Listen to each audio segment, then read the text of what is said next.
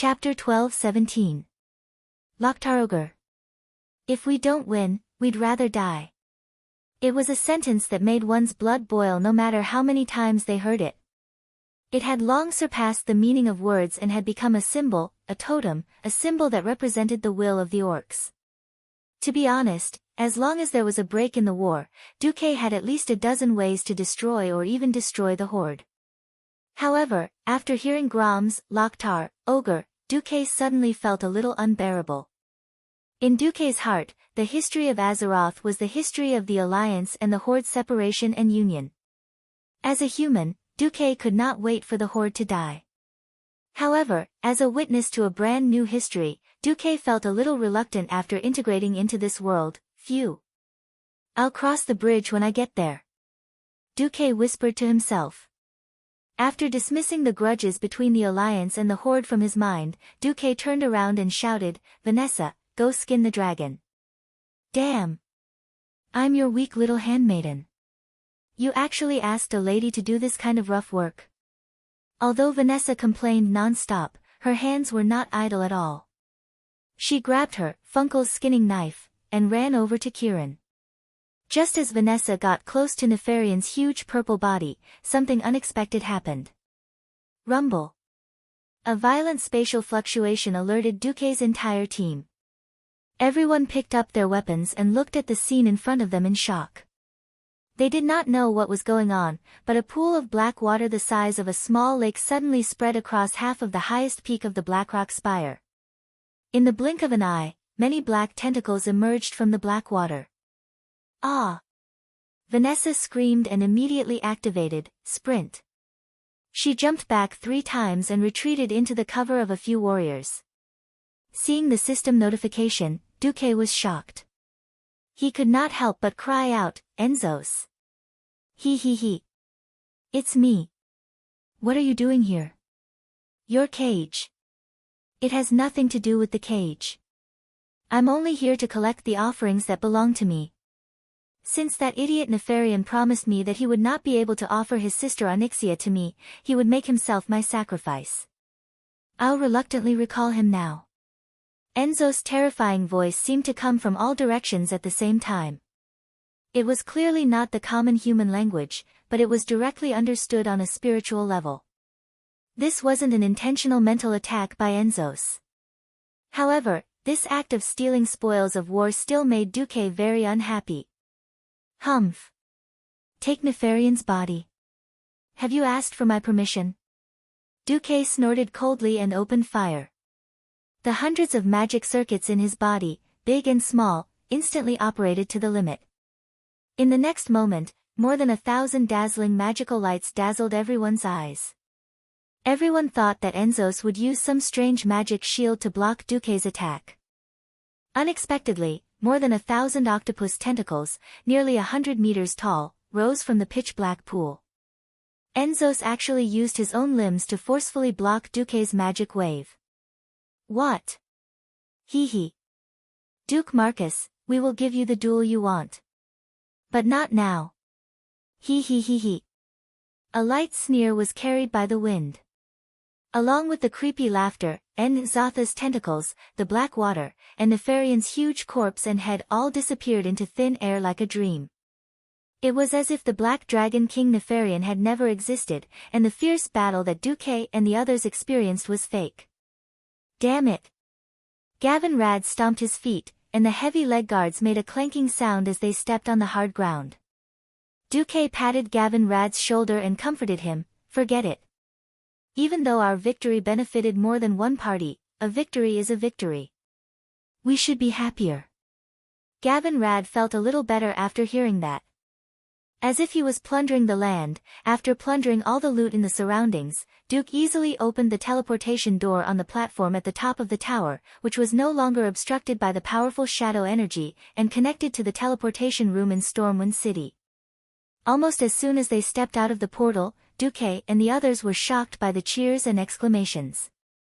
They understood the cheers, but why were they exclaiming? "Oh! Holy light above, you're finally back." Duke Bolvar Fordragon, who was left behind, rushed over immediately. "What's wrong?" "Bolvar, What happened? Something big. Of course it's something big. A week before Duque and the others returned, something big happened in the alliance. The cause of the matter was originally a small matter that did not seem serious. When Naxxramas was wreaking havoc all over the world, Alexandros Mograine, who had announced his retirement to the second line, had no choice but to take up the heavy responsibility of defending the holy city of Stratholme. On this day, his eldest son, Reynold, found him. "Father, I want to propose to Sally." "What?" Alexandros was shocked when he heard this. The next moment, a wave of anger filled old Mograine's face. "You unfilial son. Say that again if you dare." Reynolds was shaken, but his desire for love drove him to his head, and he roared recklessly, "I like Sally." "What's wrong with that? We've been together since we were young, and I love her. I want to make her my wife." What answered Reynold was an angry punch from his old father. The fist, which was filled with holy light, sent Renaud spinning in the air before he fell to the ground in a sorry state, knocking over a pile of tables and chairs. "You bastard! Sally Whitemane was entrusted to me by my comrade before he died. She's my stepdaughter. In Lordaeron's household register, her name is in my children's column. If she wants, she can even inherit my surname, Mograine." Alessandro gave his eldest son a hard kick. "She's your sister. Legally. On the basis of justice. You actually want to defile her? You're raping her. Are you crazy or what?" Faced with his father's roar, Reynold argued. "I'm not related to Sally by blood." "Shut up. You've learned the way of the holy light for so many years." "What did you learn?" Alexandros was furious. "No. This has nothing to do with the holy light. I love her. Father, let me ask you, if she wasn't your daughter, would you allow me to marry her?" Reynold roared. Old Mograine paused for a full 3 seconds. His livid face finally squeezed out 3 words. "You. No. You deserve it." Chapter 12:18. You're not worthy. These 3 words were like a bolt from the blue. It fiercely struck Reynolds's head, shattering his spirit, dignity, and pride, leaving not a single shred of it behind. He was a very competitive person. As the son of the famous Ashbringer, his noble birth did not make him lose his desire to fight. He always wanted to be a hero like his father, but as the son of the Ashbringer, he was always shrouded in his father's light. His competitive nature did not want to rely on his father's protection. He wanted to prove to his father that he was a brave and fearless warrior. Unfortunately, Renaud was born at the wrong time. Ever since Alexandros successfully became a paladin, Renaud had been trained as a paladin. In fact, his talent was not too bad. It would not be a problem for him to become a third-rate paladin. However, because the alliance had Duque, the strongest group of paladins was basically preserved. The top paladins were the 4 Silver Saints and Alexandros. Below them were Riadeline, Abendis, Bolvar, and Reginald Windsor. The third-rate paladins Duque did not care about them at all. However, Renaud's own strength was not just one level lower. All right. The alliance did not lack paladins, but they lacked priests. Without a priest, Duque would be in a difficult position. Not only did he have to use Benedettas, who he knew was a scam, Duque did not hesitate to drag Kalia along. In the end, he remembered that Sally did not fall into the Scarlet Crusade in this life. In the end, Duque, who was roping in able-bodied men all over the world, captured Sally as well. As a result, after the Molten Core expedition, Sally Whitemane, who was Renaud's childhood friend, suddenly became the new heroine of the alliance. The entire Holy Church was singing Sally's name. What new generation saintess, what hope of the holy light, it was as mushy could be. Without comparison, there would be no harm. The adopted daughter that he brought back became a hero, while his own son looked like a mediocre paladin. It would be strange if Alexandros had a good expression. The old man did not approve of Renaud's performance. He found fault with his son everywhere and often reprimanded Renaud in public. This made Renaud, who was extremely proud, very unhappy. In fact, the great lord had always hoped that his son would become a true hero. Perhaps this was what it meant to be resentful of iron for not becoming steel. If it had been another family, perhaps the father and son would have been able to reach some sort of balance and continue to maintain their reputation. Unfortunately, their surname is Mograine. From the old Lordaeron to the new Lordaeron, from the Turinas to the Kalia eras, their every move would be magnified infinitely. Almost on the same night that Renaud was reprimanded, rumors began to spread in the city. High Lord Alessandro was going to abolish the elder and replace the younger with the younger, so that his youngest son, Darien Mograine, would inherit the title. He was even going to take back the famous Ashbringer when Theon retired. Darien was Alexandros' youngest son. Like most families, Alexandros loved his youngest son very much, which also caused Renaud to be extremely jealous of his younger brother. 3 days later, Renaud suddenly came looking for his father. Marshal Mograine. The scourge has been spotted upstream of the Sodero River, west of Stratholme. In the military camp in the city, Renaud rushed back with a scout who was half covered in blood and had been hit by a dark magic spell. Alessandro immediately stood up and clapped his hands, using exorcism, to expel the dark power from the scout's body. What? How many soldiers are there? About 3,000 normal bones, 500 ghouls, more than 20 low-level death knights, and a possibly mid-level lich, the scout replied weakly. Alessandro handed the scout over to the army's priest and took out an epic weapon from his dimensional bag, the Hammer of Fate, that looked like 2 large bones attached to a stick. This crimson weapon was not just a little bit inferior to the Ashbringer he used before, but it was still an item of Mount Hygel level, so it was passable. Gather the mobile troops on duty. Move out immediately.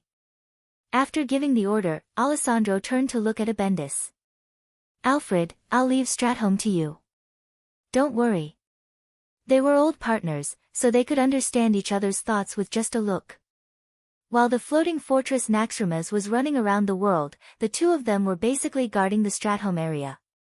Abendis, who was better at defense, was in charge of guarding the city, while old Mograine, who was stronger in attack, was in charge of cleaning up the remnants of the scourge.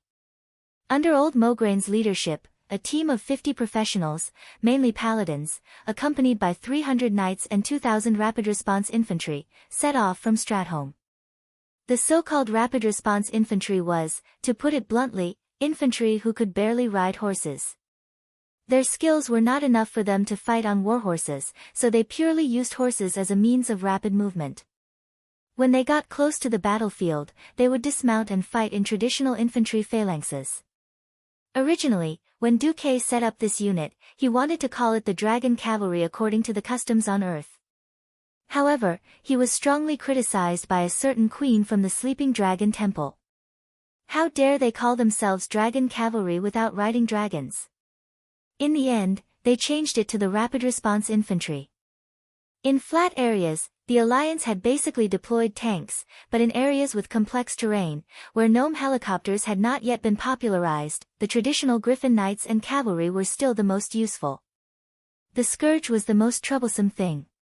Once it appeared, it would spread like the plague if it was not put out immediately. If they did not leave it alone for 3 days, the scourge could turn all living people within a radius of hundreds of kilometers into zombies. Ordinary local armies had no way of dealing with the remnants of the scourge.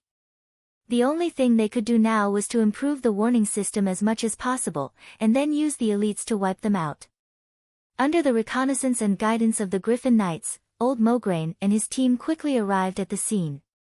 What made them angry was that the scourge was planning to pour pots of unknown green substances into the river. Needless to say, it was most likely a deadly poison. This made old Mograine furious. The Sodero River was not only the dividing line between the East and West Plague Lands, but also a very important lifeline for the entire Lordaeron kingdom. The water that flowed from its source ran from north to south across the entire Lordaeron kingdom, and its tributaries watered 70% of the kingdom's farmland. Not only that, but in the middle of the river was a very important inland freshwater lake, Lake Daramir. Not long ago, Duque had reached an agreement with the Hydrothian water elemental. The water elemental had sent experts to purify Lake Daramir and turn it into Lordaeron's most important freshwater fish farm. Chapter 12:19. To the south of the river, the water would flow through the most fertile Hillsbrad Hills in the entire Lordaeron continent, irrigate places like Terran Mill, and finally flow into the sea at the edge of Southsea City.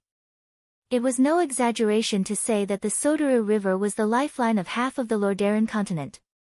What the Calamity Army was doing now was forcing millions of people to their deaths.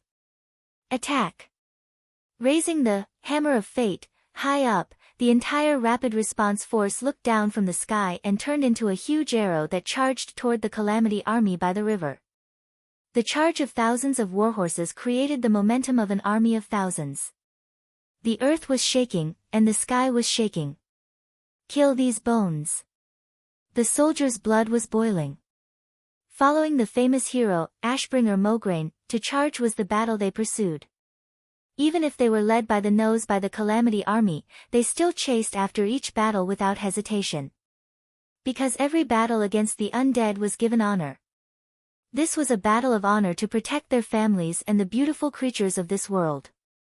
Due to the limitations of their talents, they would never have the chance to step into the realm of heroes and participate in the epic battles that were praised by bards for thousands of years.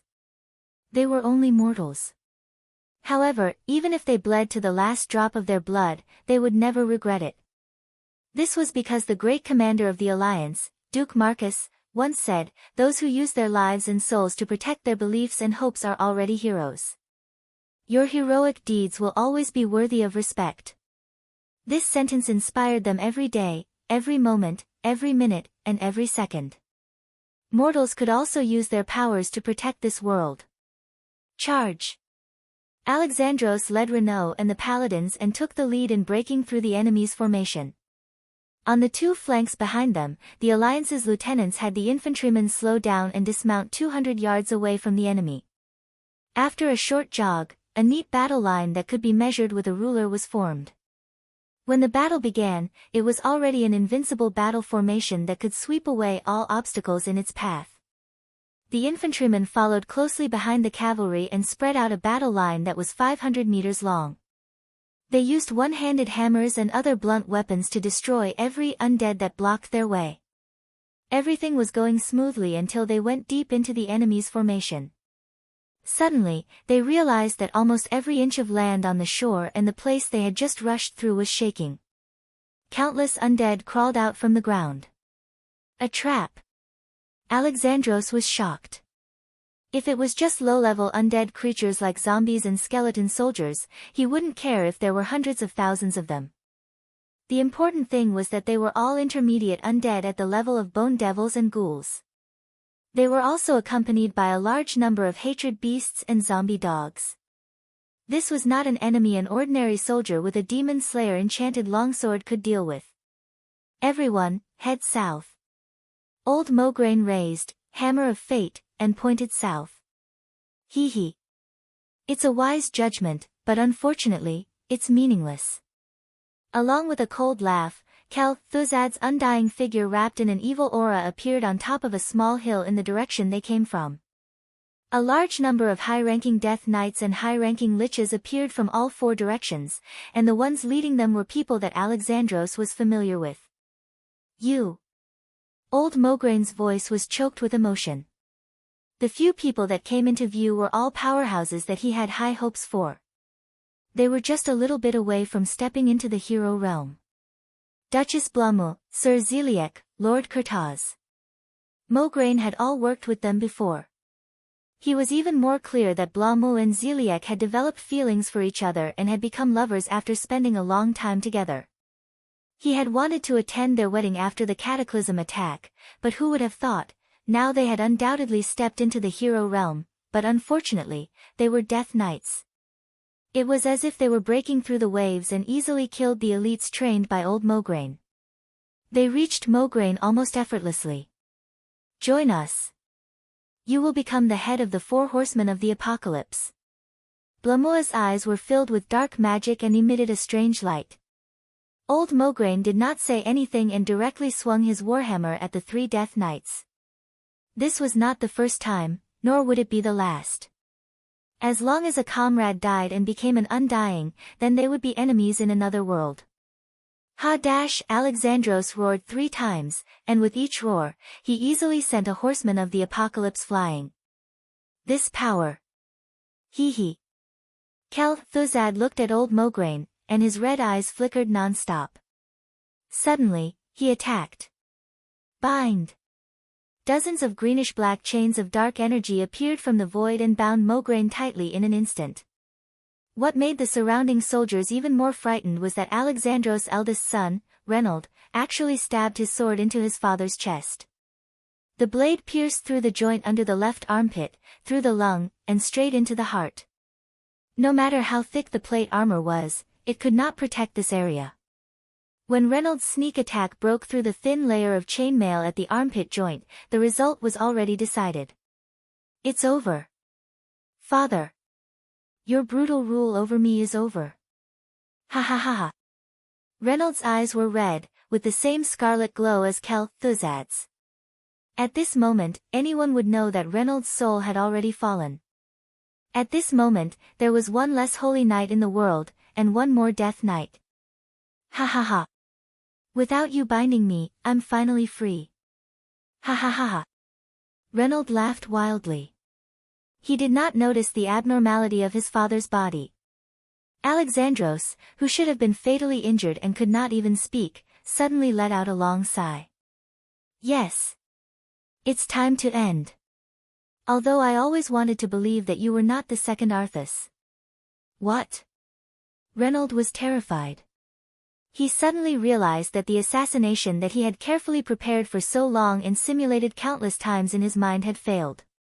The illusion in front of him faded, and Reynold finally saw that he had stabbed a water elemental that looked exactly like his father. It was not his father. His father was standing at the side with the fiercest and coldest gaze, staring at him. No. Impossible. Reynold cried out in shock. There are many things that are impossible. Following old Mograine's cold laugh, Thuzad was shocked to find that the teleportation barrier he had carefully set up was torn apart. Hundreds of teleportation gates appeared outside the Scourge army. With Tyrant as the leader, the Alliance powerhouses all appeared. Chapter 12:20. The High Priestess of the Night Elves raised her hand gently, and countless pieces of the stars drew a beautiful arc in the air, falling from the sky and landing on the heads of the undead creatures. Most of the undead creatures would take such an attack head-on. Only a few of the Scourge army's powerhouses could avoid this attack. In the face of Tyrant's attack, the 3 horsemen of the apocalypse had no choice but to roll miserably with their skeletal warhorses and fall from the hillside. Only then did they manage to roll out of the range of the meteor fragments. Rumble. There were loud noises as the meteors exploded where the undead creatures were gathered. The scorching air current swept across the battlefield. After a large number of bones were smashed into pieces, even the dregs were sent flying more than 10 meters away by the successive shockwaves. The remaining Rotterdam warriors exclaimed and gasped in surprise as they found that most of the undead creatures had been wiped out. Turalian, Sidan Dathrahan, and Abendis, the 3 paladin warriors, arrived at the same time. The holy light on their bodies was so dazzling that it was like 3 moving, blazing mountains of gold. All the impure creatures near them were swept into the golden light and completely melted. For the Lich. The newly born Death Knight did not even have time to use his soul to shout the slogan before he was completely drowned in the holy flames. Thuzad watched as the Death Knights he was so proud of had their armors destroyed in front of him by the holy light, which was equivalent to high heat for the undead. Their hard and withered muscles, dry bones, and clumped-up internal organs were revealed. Then, the dark aura that lingered around their bodies was blown away as if it was evaporating. Finally, their entire bodies, along with their fallen souls, turned into ashes. The chief Great Lich under the Lich King was stunned on the spot. The Alliance's powerhouses had arrived at the right time. They were so accurate that they had arrived within seconds. This could not be a coincidence. Even if they had suddenly received a distress signal, they would not have had enough armor to wear in such a short time. How could they have mobilized so many powerhouses in one go? It could only be said that the Alliance must have received the news long ago and used Renault's rebellion to prepare a big trap for the Scourge army. If Thuzad's sweat glands could still function, he would probably be sweating profusely by now. Thuzad. Repent for what you have done to tarnish the sun well. Following Sylvanas' angry roar, an arrow emitting dazzling lightning seemed to shoot from the distant sky, easily hitting Thuzad's magic shield.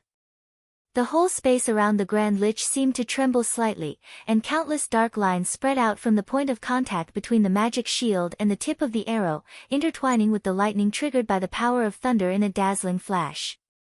The two forces intertwined and formed a huge net. In the next instant, more golden lights collided with the net. It was a long-range attack from the artifact, Zerum. At that moment, the golden holy light and the purple lightning finally suppressed the dark and icy aura.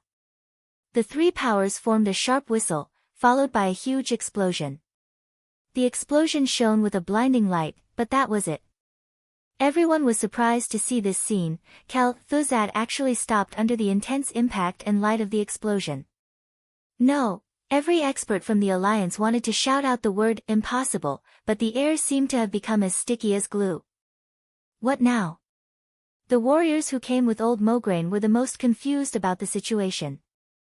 They thought it was an ordinary extermination of the remnants of the Scourge army, but it turned into a decisive battle with the main force of the Scourge army.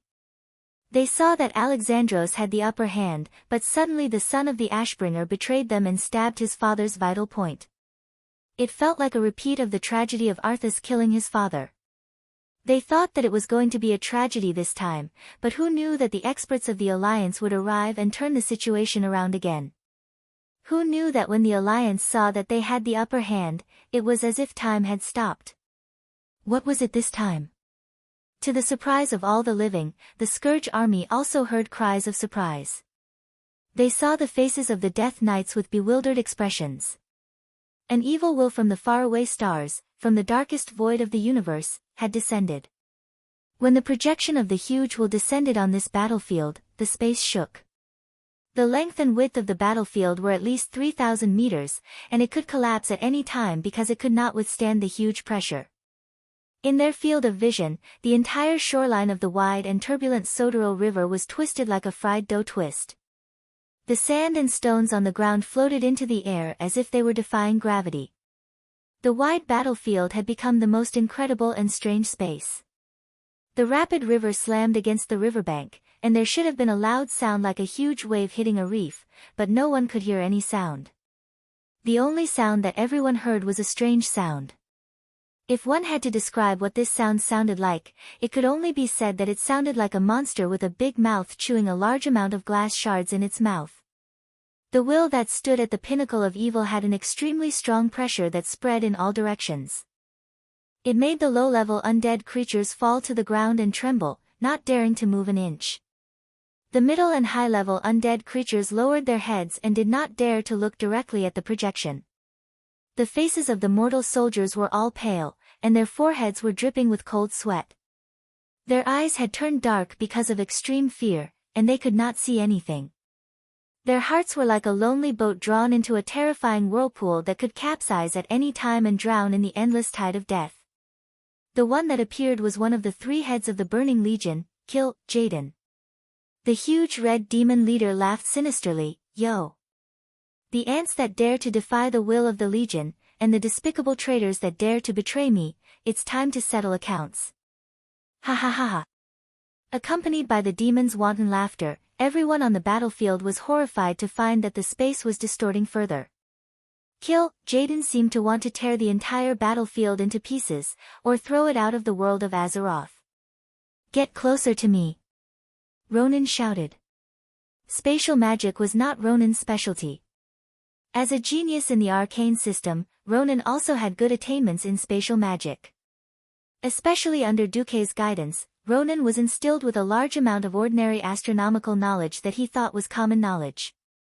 To a native of the world of Azeroth, this was undoubtedly a great awakening. Ronan's spatial magic improved by leaps and bounds because of this. It was obviously unrealistic to protect everyone from the demon leader's shocking conspiracy. The only people Ronan could protect were the strongest people around him. Chapter 12:21.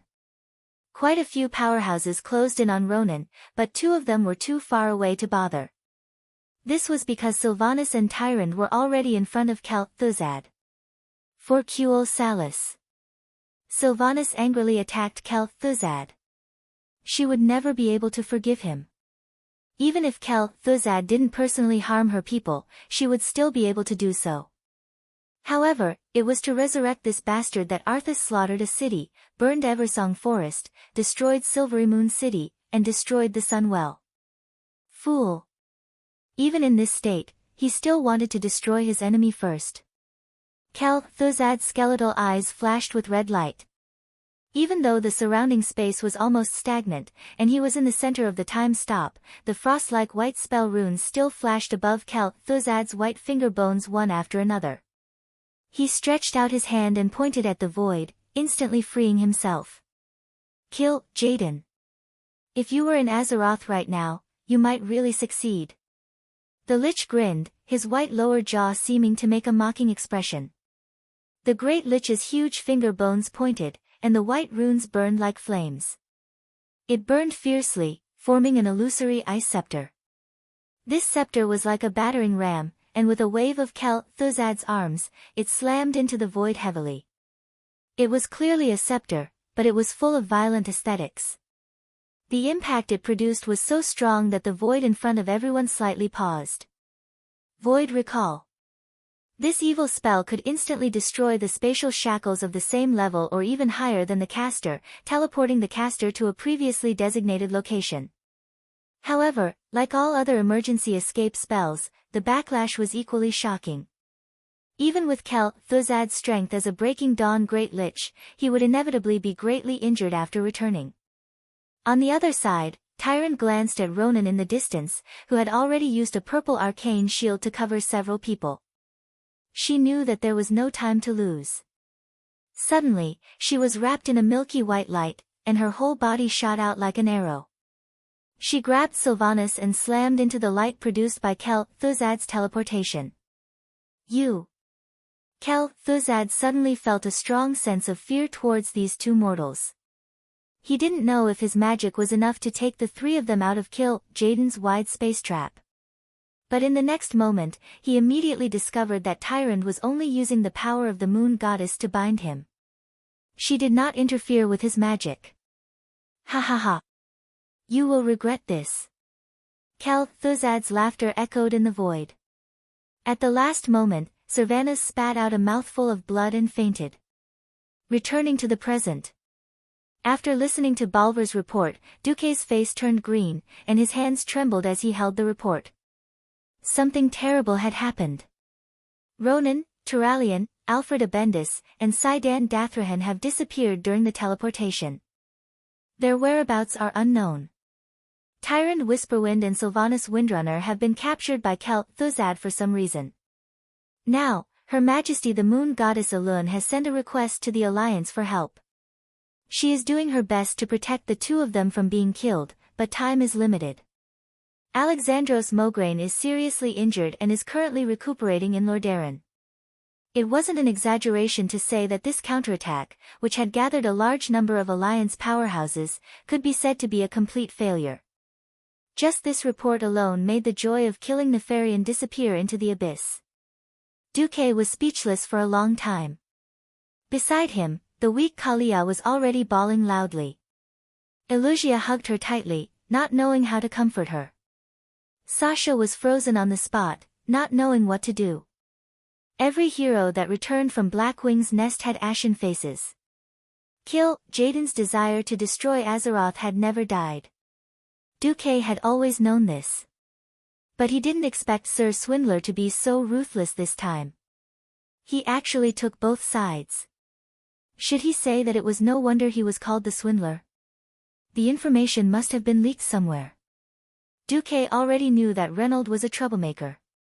Since there was the tragedy of Arthas killing his father in this life, Duque didn't dare to pretend to be a saint. He was sure that Reynold would be good. So he reminded Alexandros and secretly told Abendis. He even arranged for a possible counterattack in advance. But he didn't expect it to be used, and it almost hit Kel Thuzad in the face. The only thing he didn't expect was that the mantis stalks the cicada, unaware of the oriole behind. As expected, neither the cunning Kil, Jaden nor the sinister ancient god were easy to deal with. Magni came up and patted Duque's shoulder. Duque. I don't dare to say that I can understand how you feel when your lover is snatched away, but I have to remind you that you are now the commander of the Alliance. You have to make a decision as soon as possible. Tell every warrior in the Alliance what to do. Varian and the others are being held back by the hacker greenskins. If we still have to go on an expedition, we can only rely on the few of us. Duque looked around.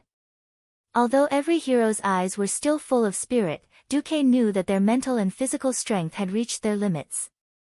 Magni, Grom and Kane were all injured.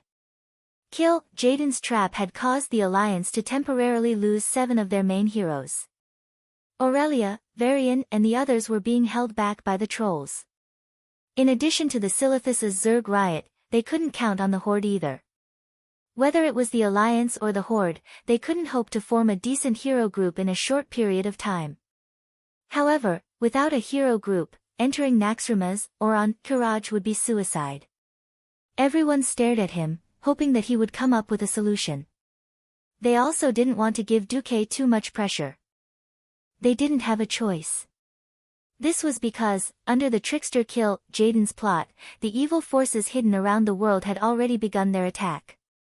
If they didn't do anything, Azeroth would be destroyed before the Burning Legion's main force arrived. At this moment, Duque finally felt the weight on his shoulders. He took a deep breath and exhaled the turbid air from his lungs. Duque raised his head slightly. His clear voice echoed in the entire Stormwind Council Hall. I have to admit that our enemies are very strong. They are strong, terrifying, sinister, far-sighted and numerous. However, this isn't a reason for us to give in and retreat. Since Kil, Jaden has the ability to gather so many evil forces together, shouldn't we eliminate them all at once? At once? Eliminate them all? Everyone almost thought that Duque was talking in his sleep. Duque smiled and turned to look at Magni. I announce that Area 51 will be unsealed immediately. It seems that we have to use that thing inside. That thing. Magni's eyes instantly lit up. Chapter 1222. Area 51, DuPont's Bad Taste. This was a top-secret area that only relevant craftsmen, scientists, and secret troops would enter. In the upper echelons of the Alliance, basically only 3 to 5 people in each kingdom knew of the existence of Area 51. However, thinking about Duque, the dwarves, and the gnomes, he had a rough idea of what was going on. My plan needs support from many parties. I'll summon the Dalajan Kirin Tor and Jurban urgently. Before that, I'll go look for Elun. Duque ran to the Church of Elun in Stormwind City as if his butt was on fire.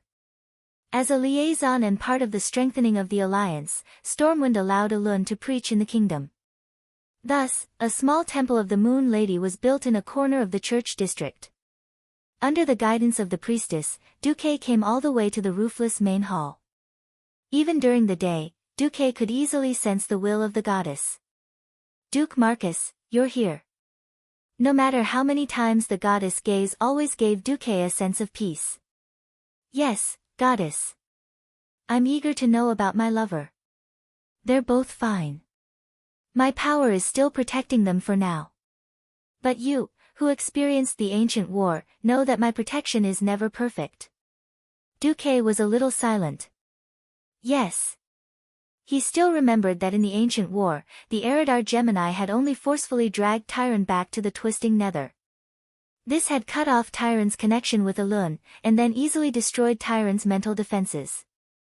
If not for Duque playing infernal affairs in the Burning Legion and becoming a Void Lord, there might have been a fallen demoness called Tyrant Whisperwind in this life. Duque sighed. Kel, Thuzad and Arthes wouldn't dare to go to the twisting nether even if they had 10,000 guts. Elun's illusory figure also sighed. I hope you know that Sylvanas Windrunner is not my priestess. My protection is not perfect for her. I'll do it as soon as possible.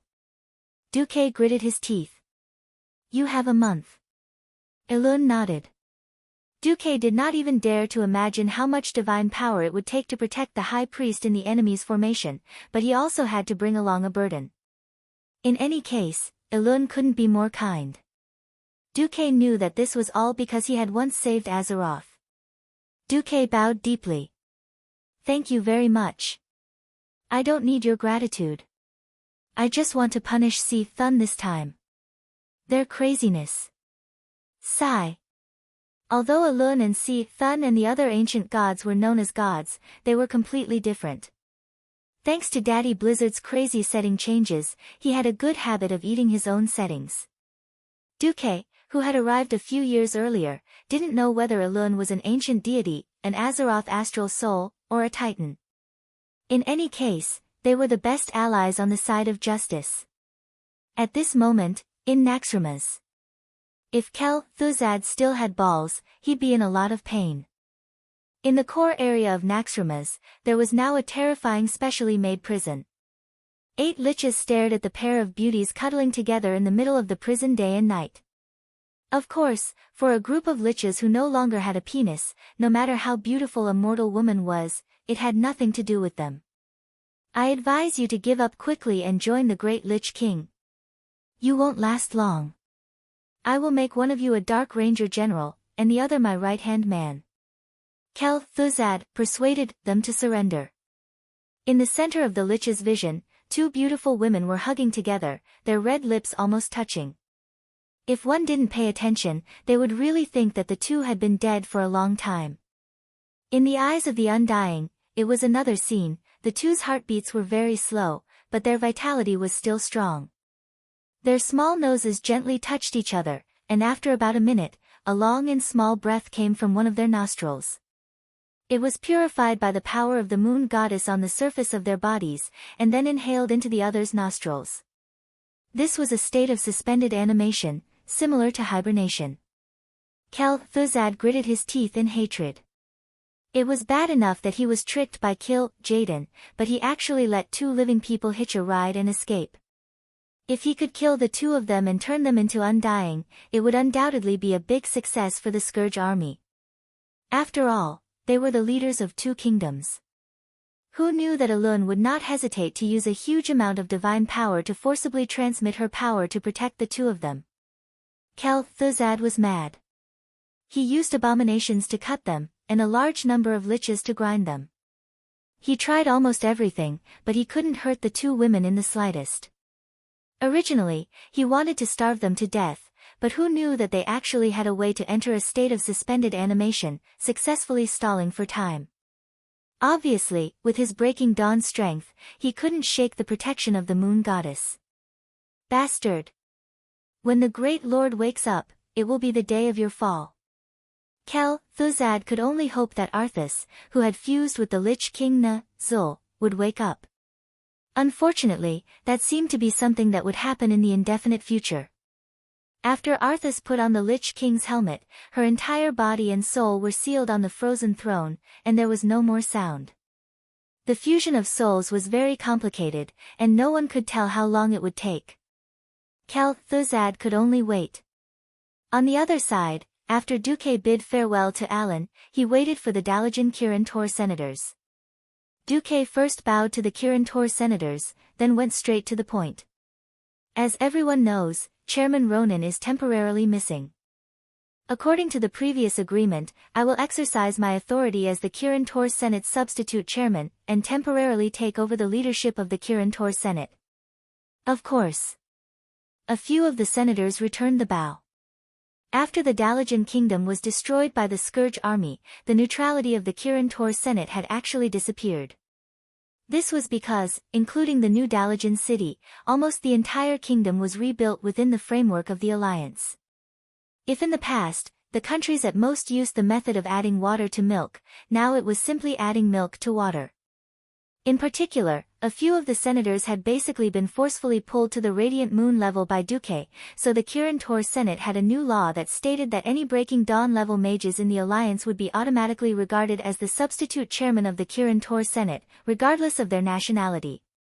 When the Dalijan Reagan and Miao Hong's elected chairman was absent, or was unable to perform the duties of a chairman, with the agreement of more than 3 senators, the substitute chairman would be able to take the position. Right now, Duque was just going through the motions. After a few words, Duque's long title had an additional, Kirin Tor Senate. Very quickly, the great gnome craftsman Jurban Mekatok arrived. Duque looked around, looked at Jurban, Magni, and the few Kirin Tor Senate members, and said in a clear voice, "I announce. The Sky-Breaking Plan, activate." Chapter 12:23. Leonard was a low-grade lich. Since he was a human sky wizard when he was alive, his soul was captured by the Lich King after he died, and he naturally became a lich. In the barren lands, his undead soldiers were gathering the corpses of a village that had been slaughtered. The quality of orc skeletons and zombies is indeed better than that of humans. It's a pity that orcs don't have the chance to give birth to lich. It was a very ordinary sentence to himself, but in the end, he was shocked to find that it took dozens of times longer for his thoughts to be conveyed. Speed reduction. He realized something, but he was powerless to change the situation. He wanted to call for help, but none of the skeletons around him could sense his mental commands. In the next moment, his consciousness completely dissipated. He did not even know that a young wizard in a blue and white robe was standing behind him. Interesting. Very interesting. Duque touched Leonard's skull. The soul ability he learned from the Burning Legion came in handy. When Leonard's memories, as well as the spiritual communication channel and the Lich King's magic imprint, were all transferred to the system elf for categorization, Duque touched his chin. The so-called soul-searching spell is nothing more than this, right? Vanessa ridiculed Duque's actions at the right time. Oh. The terrifying Duke of Beasts' filth has finally broken through the sky. Have you fallen to the point where you won't even let go of the bones? Duque was speechless. Hey! Damned maid, don't speak nonsense. I didn't do anything out of line. Oh! You even used a white liquid to dye the black dragon princess white? Vanessa turned her head in disdain. Ugh! Vanessa's evidence was 2F** king sufficient. Duque was actually speechless. However, in the next moment, Duque raised his hand. Duque did not cast any spell, but a ball of flames flashed and turned the lich lying on the ground into ashes in a flash. The lich's clothes and equipment were not damaged at all. Master, tell Jaina to act according to plan. At the same time, Kel Thuzad felt extremely annoyed. After becoming a great lich, he thought that he had lost the emotions that a living person should have. Unfortunately, the mental attributes of anger and irritation remained in his soul. He did not know how long Duque's attack on Blackwing's nest would last, nor did he know if Jaden had a deeper plan against the Scourge army. He only knew that he had to take advantage of the fact that these living beings were busy taking care of themselves to gather more powerful servants for the Lich King. The Troll's riot is just a trick. The one who can truly influence this world is the one behind Angela. Kel Thuzad used the red light in his skull's eye sockets to scan the audience. There, the 3 horsemen of the apocalypse were using shadow energy to repair their bodies. At that time, Jaden's spatial trap was a little strange. It felt a little lacking in lethality. Although the Doomsday Army suffered a lot of losses, it was not fatal. For example, among the 3 horsemen of the apocalypse, Kurtaz, who was the most heavily injured, had only lost his lower body. It was fatal to the living, but it was nothing more than that to the undying. Kel Thuzad was still dissatisfied. Not good enough. There must be a strong enough individual. It would be better if it was a paladin. After becoming a great lich, he had done a lot of inhuman experiments. He had basically come to the conclusion that the strongest undying must be transformed from the strongest living beings. Without the living, there would be no dead. The growth of the Scourge army still needed to be filled by strong living beings. This was not good news for Kel-Thuzad, who believed in the supremacy of the dead. Before the Lich King woke up again, as a servant, Kel-Thuzad could only follow the existing rules. Looking at Renaud Maugraine, who was standing a little further away, Kel-Thuzad felt a little annoyed. This kid had not shown his value at all. If he had succeeded in assassinating his father and dragged the famous Ashbringer into the realm of the dead, Kel-Thuzad might have given him the position of a second-rate leader. But now, a third-rate death knight, scram to where you want to go. Raising his huge palm, his sharp bony fingers pointed to the east. Kel-Thuzad ordered, Naxxramas, begin movement. Target, South Sea City. Kel-Thuzad's memories as a human were not that long ago. He was very clear that humans were fragile creatures that would starve to death without food. At this time, in the Eastern Kingdom, the production areas of the southern continent were concentrated in the western wilderness and the elven forest. The problem was that the despicable Duque had managed Stormwind like an iron bucket. The Sentinel territory had been upgraded to a Sentinel stronghold, forming a defensive chain with the West Spring stronghold. In addition, a large number of cavalry and tanks formed a rapid response force, making the small forces of the Scourge army useless. In order to show the power of the Scourge army and let the once suppressed cult of the Cursed rise again, Kel-Thuzad thought that it was necessary to destroy the capital of the Alliance as an example. Just like what Arthas had done 6 years ago. South Sea City, this was a miracle city that had developed from a small seaside town 20 years ago. As an important port connecting the northern and southern continents by sea, South Sea City's defense was also not bad. However, it still lacked the foundation of an old kingdom's main city. The city walls could be completed by the dwarves' machinery, but the magic protection rune engraving work on the city walls could not be done quickly. A mage's magic and mental strength were limited. Even the strongest mage could only spend an hour a day engraving magic runes. Therefore, the magic protection level of South Sea City could only be considered below average. In fact, the same situation was happening in New Lordaeron City, but Kel-Thuzad thought that His Majesty the Lich King would be more interested in attacking Lordaeron City himself. The time he chose was very sneaky, letting Naxxramas approach in the air just after nightfall. If everything went well, Naxxramas could raid South Sea City at around 12 o'clock in the middle of the night. For humans, nighttime was a time when their field of vision was greatly reduced, but for the undead who could only perceive the outside world with their souls, this was the golden time of the undead. Everything seemed to be going well, until Kel-Thuzad was shocked to see a huge floating island no smaller than Naxxramas in the sky above South Sea City. That is, Kel-Thuzad would never forget the domed purple mage towers that stood on the island. That was the crystallization of magic wisdom that had been settled for 2,800 years. It was also a testament to human magic civilization. Although it had been destroyed by the Scourge army once, it was obvious that it had been rebuilt. And it appeared in a new form in front of the Scourge army. Kel-Thuzad's voice was almost whispering, Dalajan. Chapter 12:24. Mortals couldn't imagine how a city weighing millions of tons could be lifted into the sky. This wasn't scientific at all. Fine. Discussing science in a magical world was often nonsense. In fact, after Duque accepted Ronan as his disciple, he had discussed with Ronan whether they should find a chance to rebuild the Dalajan and lift the Dalajan into the sky. Who knew that Ronan's reaction would be dumbfounded? Into the sky? How is that possible? We mages can't even fly ourselves, how can we make a city fly into the sky? At that moment, Duque was also dumbfounded. This couldn't be blamed on Duque, because before he traveled to this world, there had never been any official explanation as to what principles were used to make the Dalajan and Naxxramas rise into the sky. Once, Duque had searched for it on Baidu out of frustration.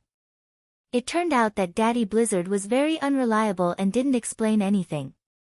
Instead, he found similar information in the Dungeons & Dragons setting book, which was the foundation of the World of Warcraft game. In the ancient Nesser Empire, there was a genius mage who developed a magic treasure called the Mice Energy Core. This artificial magic device looked like a crystal ball, but it had a diameter of nearly 50 meters. The sphere emitted a very bright light, as dazzling as looking directly at the sun, and there were some dark shadows moving on its surface. A gorgeous pedestal was fixed to this perfect spherical device. Its function was very simple. It transmitted the original energy of the magic network of Mystyra, the goddess of the weave in Dungeons and Dragons, to the entire land. This allowed the Arcanists to create an anti-magnetic field between the entire magic network and the land without the need to cast permanent magic, which allowed the huge mountain to float in the air. Therefore, the most powerful Arcanists in the Nesser Empire often cut off the entire mountain and then hung it upside down in the air, making it into a floating city. Duque once thought that after he traveled to this world, he would never find anything like the Mice energy core in this life. With the mentality that everything would go smoothly, he didn't care whether the Dalajan could float into the sky like in history. That was until he returned to 10,000 years ago to participate in the ancient war. Thanks to Sargeras's trust, Du participated in the construction of the portal connecting the world of Azeroth as a Void Lord. As the technical director of the Burning Legion at the time, Duque had come into contact with a lot of Titan technology left behind by the Pantheon. For example, the Void battleship's propulsion reactor. Even with the power of the system, Duque could not understand the meaning of the ancient Titan runes on the power furnace. This did not prevent Duque from making a copy of all the data using the system. After returning to Azeroth, Duque built a power furnace just like before, but he found that this thing could not make any ship or even a piece of metal fly. Duque was disappointed for a long time, and secretly asked Ronan, Jaina, and Magna Aegwin to form a team to research. Not long ago, in a secret experiment in the Dalajan, Duque successfully made a small mage tower fly 10 meters above the ground. He finally understood what the problem was. The Titan's propulsion reactor's area of effect was limited to objects that had been strengthened by high-intensity and high-density magic circuits. Ordinary objects that had not been strengthened by magic circuits could not be used. The surface buildings and underground areas of the Dalajan had been strengthened by countless generations of mages in the past 2,800 years, and had long become a true magic creation. In fact, 2 months ago, Duque had already asked Jurban to build a replica of the giant void power furnace engine. It was all for today. Of the 2 largest mage towers in Dalaran, one was dark and lifeless, while the other was radiating a resplendent light. That was the Breaking Dawn Archmage Duque's mage tower. However, the one in charge of this mage tower was one of Duque's acknowledged partners, Radiant Moon Archmage Jaina Proudmoore. Report. The Scourge's floating fortress, Naxxramas, is in range, Jaina Goldsword informed Jaina. Do you want to go? Magna smiled. Jaina waved her hand, and her voice came from her dantian as she ordered, Light of the Dalajan, prepare to fire. The so-called Light of the Dalajan was actually the mana of all the mage towers gathered together, and after the magic was synchronized with the 12 largest mage towers, the mana would be poured into a giant magic formation that had been prepared beforehand, and the mana would be shaped and shot out. In theory, as long as it was hit by one shot, even the largest battleship in the Gold World would be reduced to nothing. But that was only in theory, because no one had tried the cannon-level large-scale war magic that Duque spoke of. If they were unlucky, they would be blown into pieces before hitting the enemy, and then be scattered evenly on the ground. That was not a rare thing. Yes, a gnome named Daitra always said that, explosions are art. That was the best way to describe it. With Jaina as the leader, the Radiant Moon Archmages spread their senses to every main mana transmission channel in the Dalajan city, nervously monitoring everything. When the display that represented the mana filled up, the channel turned from white to yellow, and then from yellow to orange. All the Kirin Tor counselors present, as well as the Radiant Moon Archmages from the various countries, looked at each other. Those who agree to fire, raise your hands. Jaina said loudly. This was the final vote. If they succeeded, this would be an epoch-making scene in the world of Azeroth. If they failed, the consequences would be borne by all the mages. When all the Dalajan had reached a consensus, Jaina ordered in a clear and powerful voice, fire. At the same time, several fingers pressed on several magic rune buttons. 12 purplish-blue light beams over 5 meters wide shot out from the 12 Dalajan radiant moon mage towers. Like 12 o'clock, they gathered neatly on the tallest and largest breaking dawn mage tower in the center of the Dalajan. Jaina closed her eyes tightly, using all her strength to control this terrifying power that exceeded her limits. Finally, after 1/18 of a second, she successfully followed the magic circuit that Duque had set up in advance and pushed out the huge amount of mana that had gathered. At this moment, the pitch-black night sky that had originally been pitch-black became as bright as day. The arcane energy looked like a solid substance. When it was ejected, it looked like the entire Sodero River was rushing forward. In less than 2 seconds, the exaggerated energy cannon covered a distance of 10,000 meters and fiercely stabbed into the wall of the Scourge Army's floating fortress, Naxxramas. Although the magical shield had been activated, this level of shield still seemed weak under the terrifying bombardment of the main cannon. The outer wall of the fortress, which had been processed by who knew how many generations of people, and the outer armor of the fortress that was as hard as diamond, could not even resist for half a second. The defense was immediately declared a failure. Chapter 1225. The third mage tower's magic circuit has collapsed due to overload. Number 7-2. We've lost contact with number 11. In Duque's Breaking Dawn Mage Tower, a large number of intermediate mages were in a mess. There were cheers of joy, screams of dutiful commanders, and reports from the indifferent. Jaina frowned a little, because this meant that the quality of the Dalajan Radiant Moon Mage Tower was mixed. Like the earth-shattering main cannon shot just now, it was impossible to fire a second shot in the next few months. Moreover, the entire Dalajan command structure needed to be further adjusted and reorganized. What kind of mess was this? Soon after, her beautiful golden eyebrows relaxed. No matter what, at least the result was good. On the huge magic mirror screen, one could clearly see that after the arcane light cannon shot, the beam pierced through the outer wall of the fortress and reached the inside. The surrounding space was blasted into a mess by the highly concentrated arcane energy, and many places instantly burned. The strange purple-blue arcane fire could be clearly seen from 10 kilometers away.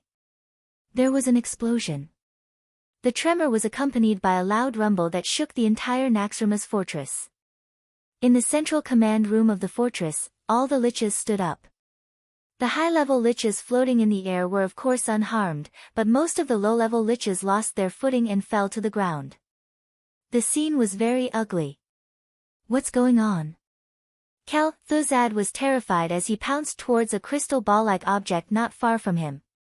Just now, he felt that he had lost his spiritual connection with several monster leaders. He couldn't believe that this was true. However, when he observed the damaged area through the monitoring crystal ball, anyone could feel that the frost aura lingering around Kel Thuzad's body was many times stronger. He was angry. He was afraid again. In the monitoring world, thick smoke billowed everywhere, and green liquid exploded everywhere. The monsters that had lost their leaders and were incomplete were moving around randomly, even madly biting their companions. With just one attack, the plague area, one of the 4 major areas of Naxxramas, was almost completely destroyed. The plague messenger Noise, Filthy Hygen, and Lotheb, the 3 leaders, were directly smashed to pieces. At this moment, a female scream attracted Kel Thuzad's attention. The Dalajan main cannon is charging. What? Kel Thuzad looked at the monitor screen in horror. The 12 mage towers that had just stopped began to light up with huge purplish-blue halos. He immediately recognized that it was the glow of high-purity arcana techniques. There's a second shot. Kel Thuzad didn't notice that his voice had changed due to fear. What kind of joke was this? How could such a terrifying thing be fired continuously? With that kind of power, unless it was the Lich King himself, any existence below the level of a demigod would definitely be turned into ashes. Naxxramas' siren was very characteristic of the undead. The wall between the plague area and the spider area is broken. The arcane energy is beginning to spread in the spider district. The cursing disciple's messenger's voice was extremely shrill. Farina was hopping mad. Close the protective wall. Send Bonehead to save the spider eggs. Quick. Thuzad's huge skeletal claw grabbed the Black Witch's shoulder. Shut up. I can't save those damn spider eggs now. In order to prevent the disaster from spreading, the damaged area must be temporarily abandoned. We can't give up. Pa! The Great Lich slapped his disobedient subordinate in the face. Organize a counterattack. Engage in close combat before the Dalajan is done recharging. Use the Great Lich King's power of death to drown this damn Sky City. Thuzad was now more like a gambler who had lost too much. He was betting. Betting that the Dalajan didn't have such a huge magic reserve. Betting that the Dalajan couldn't fire the second shot. At this moment, in the Dalajan's command center, the mages saw that Naxxramas didn't retreat but instead advanced, and they were a little scared. Did our deception plan fail? Gina Goldsword asked, trembling. No, it succeeded. It also failed. Gina rubbed her eyebrows. The so-called recharging just now was actually just following the brocade bag that Duque had left behind. She had a bunch of Radiant Moon mages put the arcane light on the mage tower and pretend to recharge it. If they could scare Naxxramas away, that would be the best. Magna, who had turned into a female high elf, put her hands on her hips. It looks like Thuzad wants to kill us all and turn us all into liches. Then he can make up for his losses. The arrogant were afraid of the reckless, and the reckless were afraid of the reckless. Undead soldiers didn't care about money, and they didn't care about their lives. If left alone, they would definitely increase in numbers. They were worse than hooligans. Every elite in the Alliance had to go through 16 years of adulthood, and then a few years or even 10 years of training. Mages were even rarer. This kind of exchange was definitely not what Gina wanted. Moreover, with the data from today's main canon experiment, they could take it back and study it. When everything was ready and the main canon was upgraded to the perfect version, they would definitely have a much higher chance of winning. Magna saw the hesitation on Gina's face. What? Should we retreat? After all, there's still that one. Jaina brushed her brilliant blonde hair back valiantly. How is that possible? If we destroy the South Sea City, Sister Elusia will blame me to death. Now, the Dalajan was above the sea southwest of the South Sea City, just in time to block Naxxramas from the west. If the Dalajan retreated, then the South Sea City would be exposed to the enemy's attack. When Naxxramas flew above the South Sea City, even if a brick fell from the sky, the unlucky ones would still be the soldiers and civilians of the South Sea City. The Dalajan couldn't retreat. Time passed, and when the two fortresses entered within 5,000 meters, the commanders of both sides ordered at the same time, all magic cannons, prepare to fire. Tension seemed to spread through the nerves of everyone in the central command room at the speed of light. Her facial muscles twitched. Gina swallowed hard, raised a hand, and waved down. Fire! At the same time, Thuzad roared the same order. This time, countless huge black beams of light shot from the fortress towards the sky city of the Dalajan. Similarly, the Dalajan responded with colorful light cannons. Obviously, diverse elemental attacks were more difficult to defend against. And the Dalajan desperately put their shadow protection to the extreme to reduce their losses. The magic shield was not omnipotent.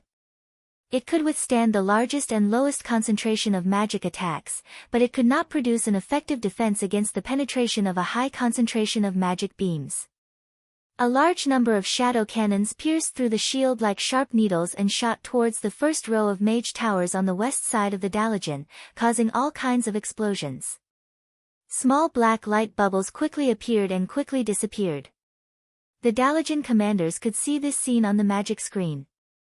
Each shadow light bubble was equivalent to the energy waves caused by several steam tanks exploding at the same time, which meant that in this moment, the Dalajan had also lost hundreds of magic professionals.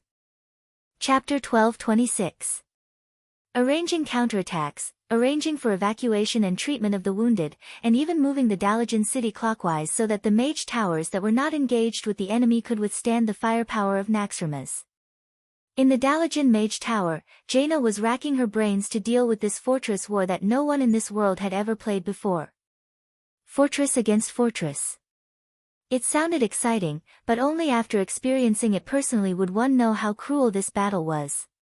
In just 15 minutes of bombardment, Jaina had already heard no less than 10 familiar names appear on the list of casualties. She clenched her fists tightly, trying hard not to let her voice tremble as she gave clear orders.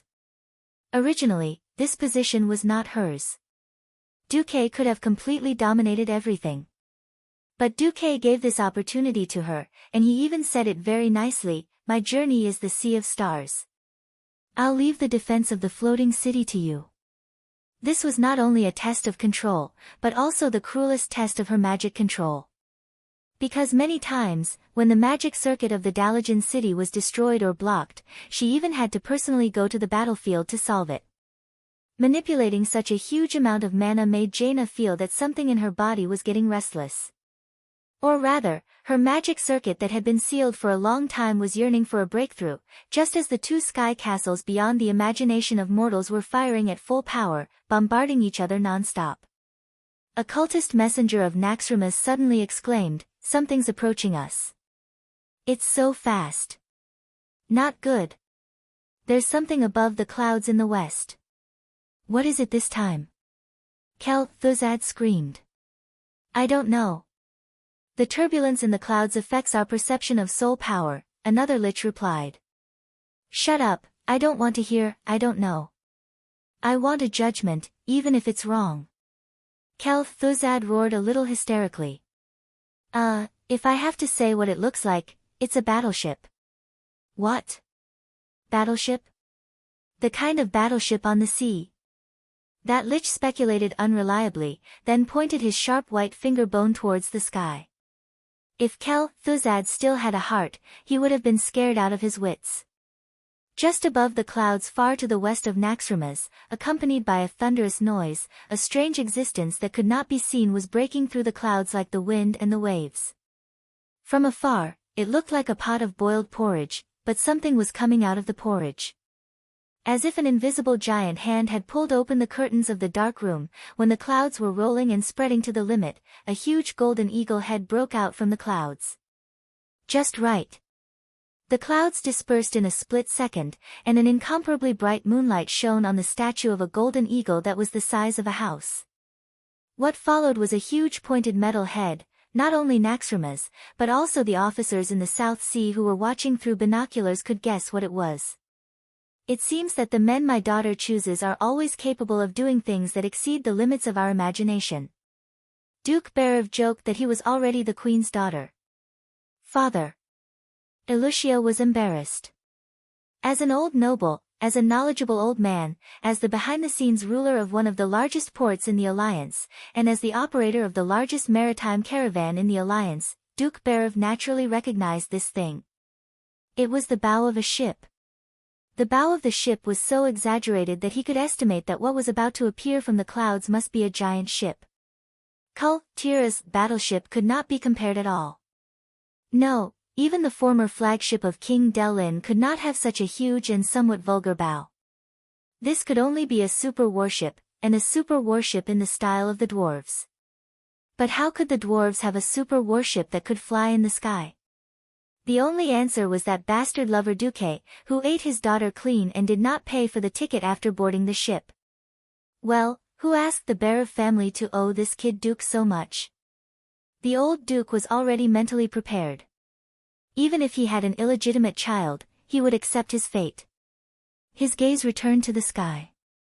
The giant ship made a loud buzzing sound in the clouds as it broke through the clouds. Below the body of the ship, there were 8 tumbling tornadoes. The clouds that were thousands of meters long were pulled by it, as if they were courtiers welcoming the king on an inspection tour. There was not a single sail or mast on the huge body of the ship. The whole ship was like the most primitive river boat that only used paddles as its power source. However, under the so-called waterline, there were not paddles, but 8 huge propellers with diameters of at least 10 meters. The gales they stirred up provided the giant warship with a powerful levitation ability that had 4 decks. At the stern, two propellers the size of a steam tank provided the giant ship with unimaginable power to move forward and backward. Looking at the terrifying firepower arrangement of 32 cannons on each deck and 128 cannons on one side, Alicia facepalmed. I finally know what he did with the money I earned. Along with this huge ship, there were two smaller frigates that only had 4 propellers and strange sails that appeared in everyone's sight. Although they were the size of a first-level battleship, it was a pity that the first super warship was so huge that it completely overshadowed them. Almost as soon as they arrived, they turned the hull of the ship to form a slope. From afar, it looked like a three-dimensional cannonball formation. On the flagship, Duque couldn't stop laughing. Ha ha ha! Giant warship! Cannons! This is a man's romance. I don't want to stay in that rigid floating city. Yes. You're absolutely right. Cheers to Skybreaker's first battle. Cheers. Duque suddenly realized that something was wrong. Why the hell are Kudrin, Magni, and Jerbin all drinking and toasting? Hey! Who's commanding when you're drunk? I still have you. Magni's, I trust you, look made Duque roll his eyes. Jerbin jumped onto the armrest of Duque's seat and patted Duque's shoulder. We've helped you realize your dream. Now, no one has tried to fight a warship in the air. Sir Commander, go ahead and do it. Duque clenched his teeth and looked at the data in the system.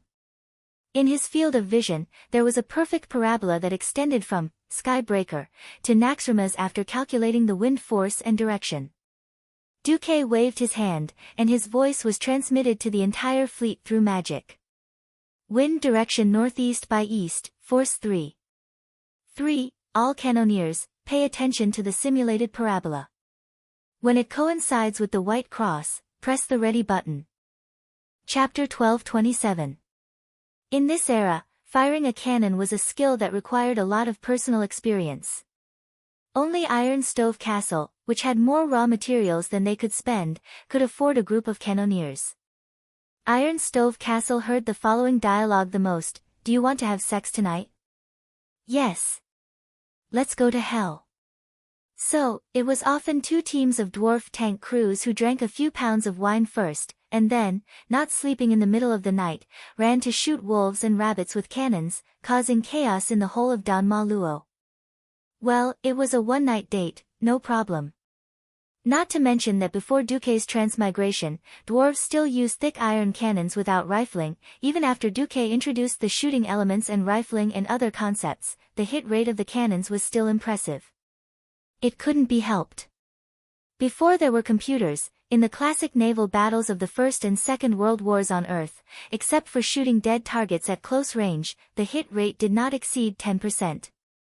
Those with a hit rate of more than 5% were already called godly cannoneers. No matter how accurate they were, they had to first roughly hit 2 shots, then slowly calibrate, judge the position, direction, and speed of the enemy based on experience, then estimate the advance, and finally fire. As for how accurate they could be, only the heavens knew. After all, at a distance of 3,000 meters, even a large object 100 meters long would not look bigger than a finger to the naked eye. Duque's series of inventions subverted all this. First of all, he attached a high-powered telescope to the front of each cannon. Then the image in the telescope was directly magnified on the 32-inch magic mirror display above the cannon door. Finally, just like playing a game, a dotted line was marked on the display. That was the simulated arc of the cannonball after setting the shooting elements. As long as the barrel was adjusted to coincide with the dotted line, then it would basically hit. When Duque's invention came out, it once again changed the entire war. It wasn't that the old cannoneers couldn't do it.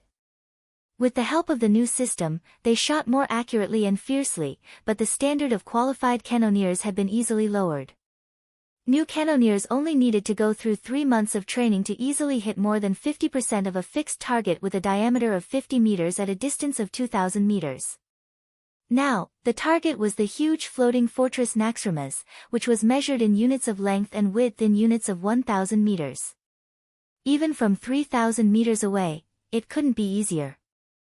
All right. I'll leave the first shot to you. Magni raised his glass high into the air. Duque pursed his lips, but he still raised his hand high. All fleets, listen up. Fire 3 consecutive shots. Afterwards, the Heaven Destroyer will move in a serpentine fashion, the Black Pearl will rudder fully to the left, the Flying Dutchman will rudder fully to the right, pull the formation apart. As Duque's right hand chopped down fiercely, the entire Heavenbreaker began to fire its cannons from the bow. Bang! Bang! Bang! Bang!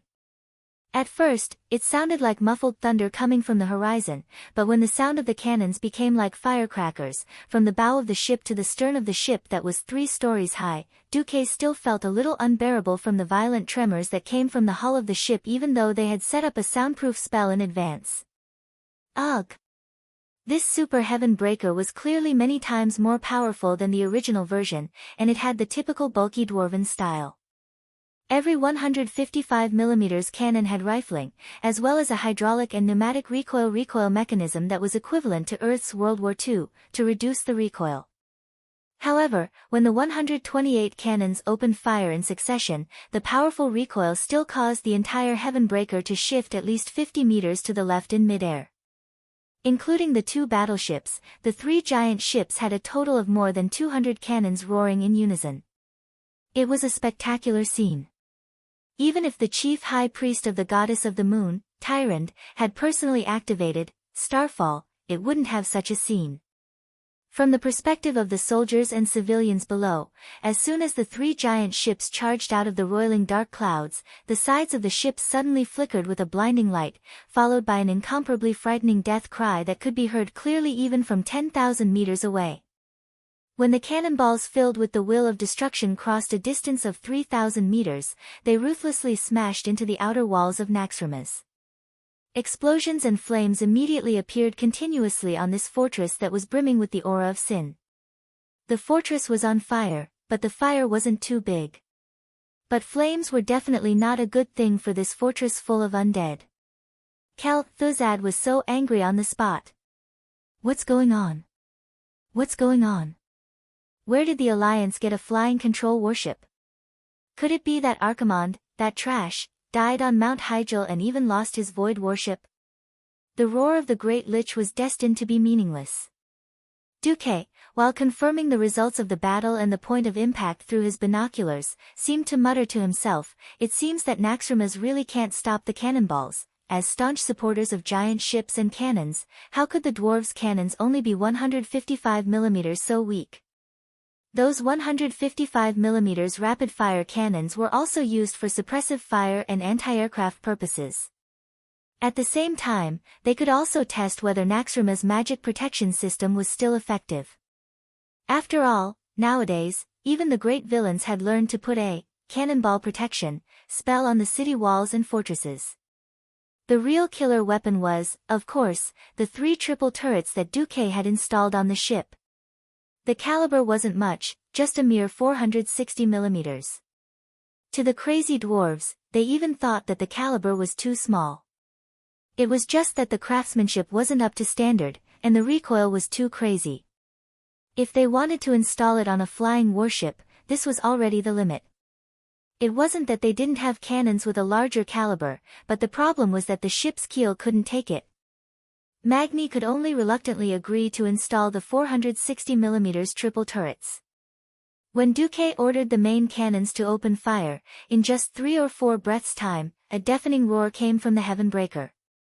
That was the roar of the main cannons firing at full power. 1, 2, 3, 9. A total of 9 golden beams of light pierced into the dark and evil giant fortress like sharp blades. The hard outer layer of the fortress took most of the damage from the previous bombardment. This time, facing the bombardment of the 460mm giant cannons, the outer layer of the fortress that had been ravaged time and time again finally couldn't take it anymore and exploded. Previously, they were still worried that the Alliance would send troops to land, so Kel Thuzad sent a large number of undead creatures to the outer layer of the fortress. In the end, these undead were all unlucky. Skeleton soldiers, flesh structures, and the like were instantly blown into pieces, flesh flying everywhere.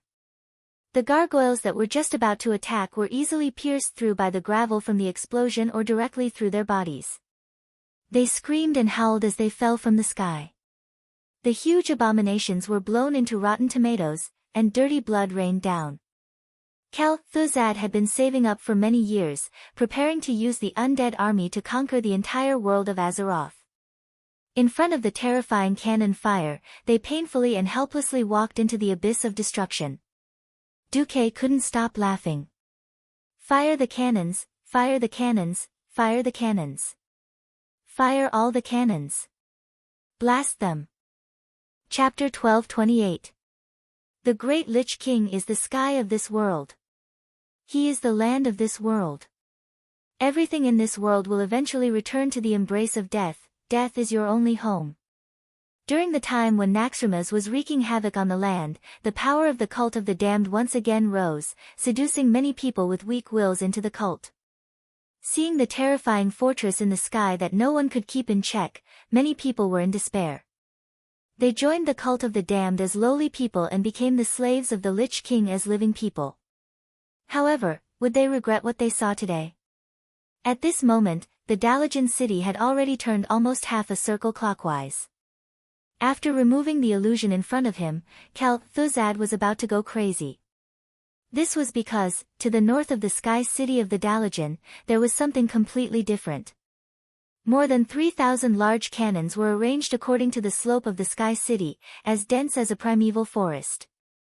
These terrifying steel creations had nothing to do with the magic capital of the Dalajan. This was the most surprising thing.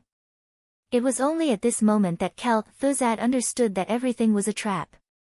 First, they used the Dalajan's magic to deceive the Scourge army into turning all their defenses to the magic side. Then, they forcefully broke the shield and switched to downright physical attacks. This series of tricks completely trapped the Scourge army. The dignified Sky City, of course, couldn't just install something as soft as 460mm cannons. Since there was Duque, the commander of the Alliance and the temporary chairman of Kirin Tor, naturally, no one would have the ability to oppose the dwarves' cannons being stationed here. 3,600mm cannons, this was the ultimate answer that the dwarves handed over. This was an upgraded version 7.0 based on the small steel cannon from the second final battle at the Dark Portal. It could be said to have no limits, and the thickness of the barrel alone was more than 1 meter. The entire barrel was 25 meters long, and the total combat weight of the cannon exceeded 100 tons. Because the barrel was too simple and violent, and the size and weight of the shell was too terrifying, there was no way to install a brake. As a result, in order to prevent the ground from collapsing, they had no choice but to install a floating magic circle and a water elemental mount that was similar to a hydraulic device under the base of the cannon. Fire the cannons, blast his mother. For a moment, Kel-Thuzad felt that something was wrong. He directly teleported outside the fortress and activated cannonball protection, using his Breaking Dawn magic power to deflect most of the cannonballs. Unfortunately, there were just too many of them. The trajectories of the bullets were strange, and they flew in all directions. Some of them fell into the sea on their own, creating a terrifying water column that was more than 10 meters tall. Sometimes, if you blocked it, it would be extremely metaphysically tilted to the side and explode on top of Naxxramas. When a mortar shell weighing more than 4 tons hit Naxxramas, it gave the undead only one feeling: the sky was falling and the earth was cracking. Under the fearful gazes of all the undying, the black speck flying out from the Dalajan was rapidly growing in size. It easily blasted through the thick outer walls of the fortress, smashing through the layers made of solid stone. After going through more than 10 layers, it let out an unstoppable explosion. In every room, in every hall, the undead creatures on the floor slid down as the floor collapsed. The unlucky ones on the lower floors fell directly into the sea. The entire fortress shook violently. Black Witch Farina, who had been trying hard to maintain her noble and elegant temperament, screamed as she was thrown out by the violent impact. Although her magic shield protected her well, the powerful impact still made her dizzy. Just as she tried to stand up, she was affected by a new round of impact. Just an inch away from hitting her forehead on the wall. Ouch! She flailed her arms and legs, trying to grab something. In the end, she grabbed a broken skeletal arm that belonged to some low-level lich. She screamed and threw the arm away in disgust. In the fortress, almost everyone was trying to grab the nearest fixed object that they could reach, but this was of no help to the situation of the fortress. There were buildings and rooms that were completely torn apart after the explosions. The bricks that were covered in magic imprints, the rotten wooden boards, the beams that were engraved with evil runes, and the meaningless dust all collapsed at the same time, turning into mud and debris that fell into the sea. Everyone could see that if this continued, the greatest floating fortress of the Calamity Army would soon become a pile of ruins and fall on the shore of the endless ocean. Sapphiron. Kel-Thuzad couldn't take it anymore. He summoned his strongest fighter, the frost dragon Sapphiron, who had been a powerful blue dragon in life. He needed a vanguard to open the way for Naxxramas to hit the Dalajan. The huge frost dragon flew out with dozens of its minions and hundreds of gargoyles. However, they didn't fly far before they met their opponent. Hey! Mount, it's time to work. Duque sent a magic message. Humph. You call me Oni when you're happy. The Black Dragon Princess complained in the secret channel. Duque's face was a little dark. Stop talking nonsense and get to work. Got it. Got it. With Onyxia in the lead, more than a dozen Alliance powerhouses rode pure-blooded firehawks, along with more than 3,000 Griffin Knights and Dragon Hawk Knights, swooping down from the clouds and fighting with Sapphiron and the Scourge Army. The Scourge Army was stunned. Kel-Thuzad could see clearly that the Alliance had almost calculated all the responses of the Scourge Army. If this continued, Naxxramas could only walk on the road of destruction. No. It shouldn't be like this. The Great Lich finally panicked. As Naxxramas got closer to the Dalajan, the terrifying giant mortars became more and more accurate. The hit rate of that thing 3 kilometers away was terrible, but the closer it was, the more terrifying it was. Sir. The military area has been severely damaged.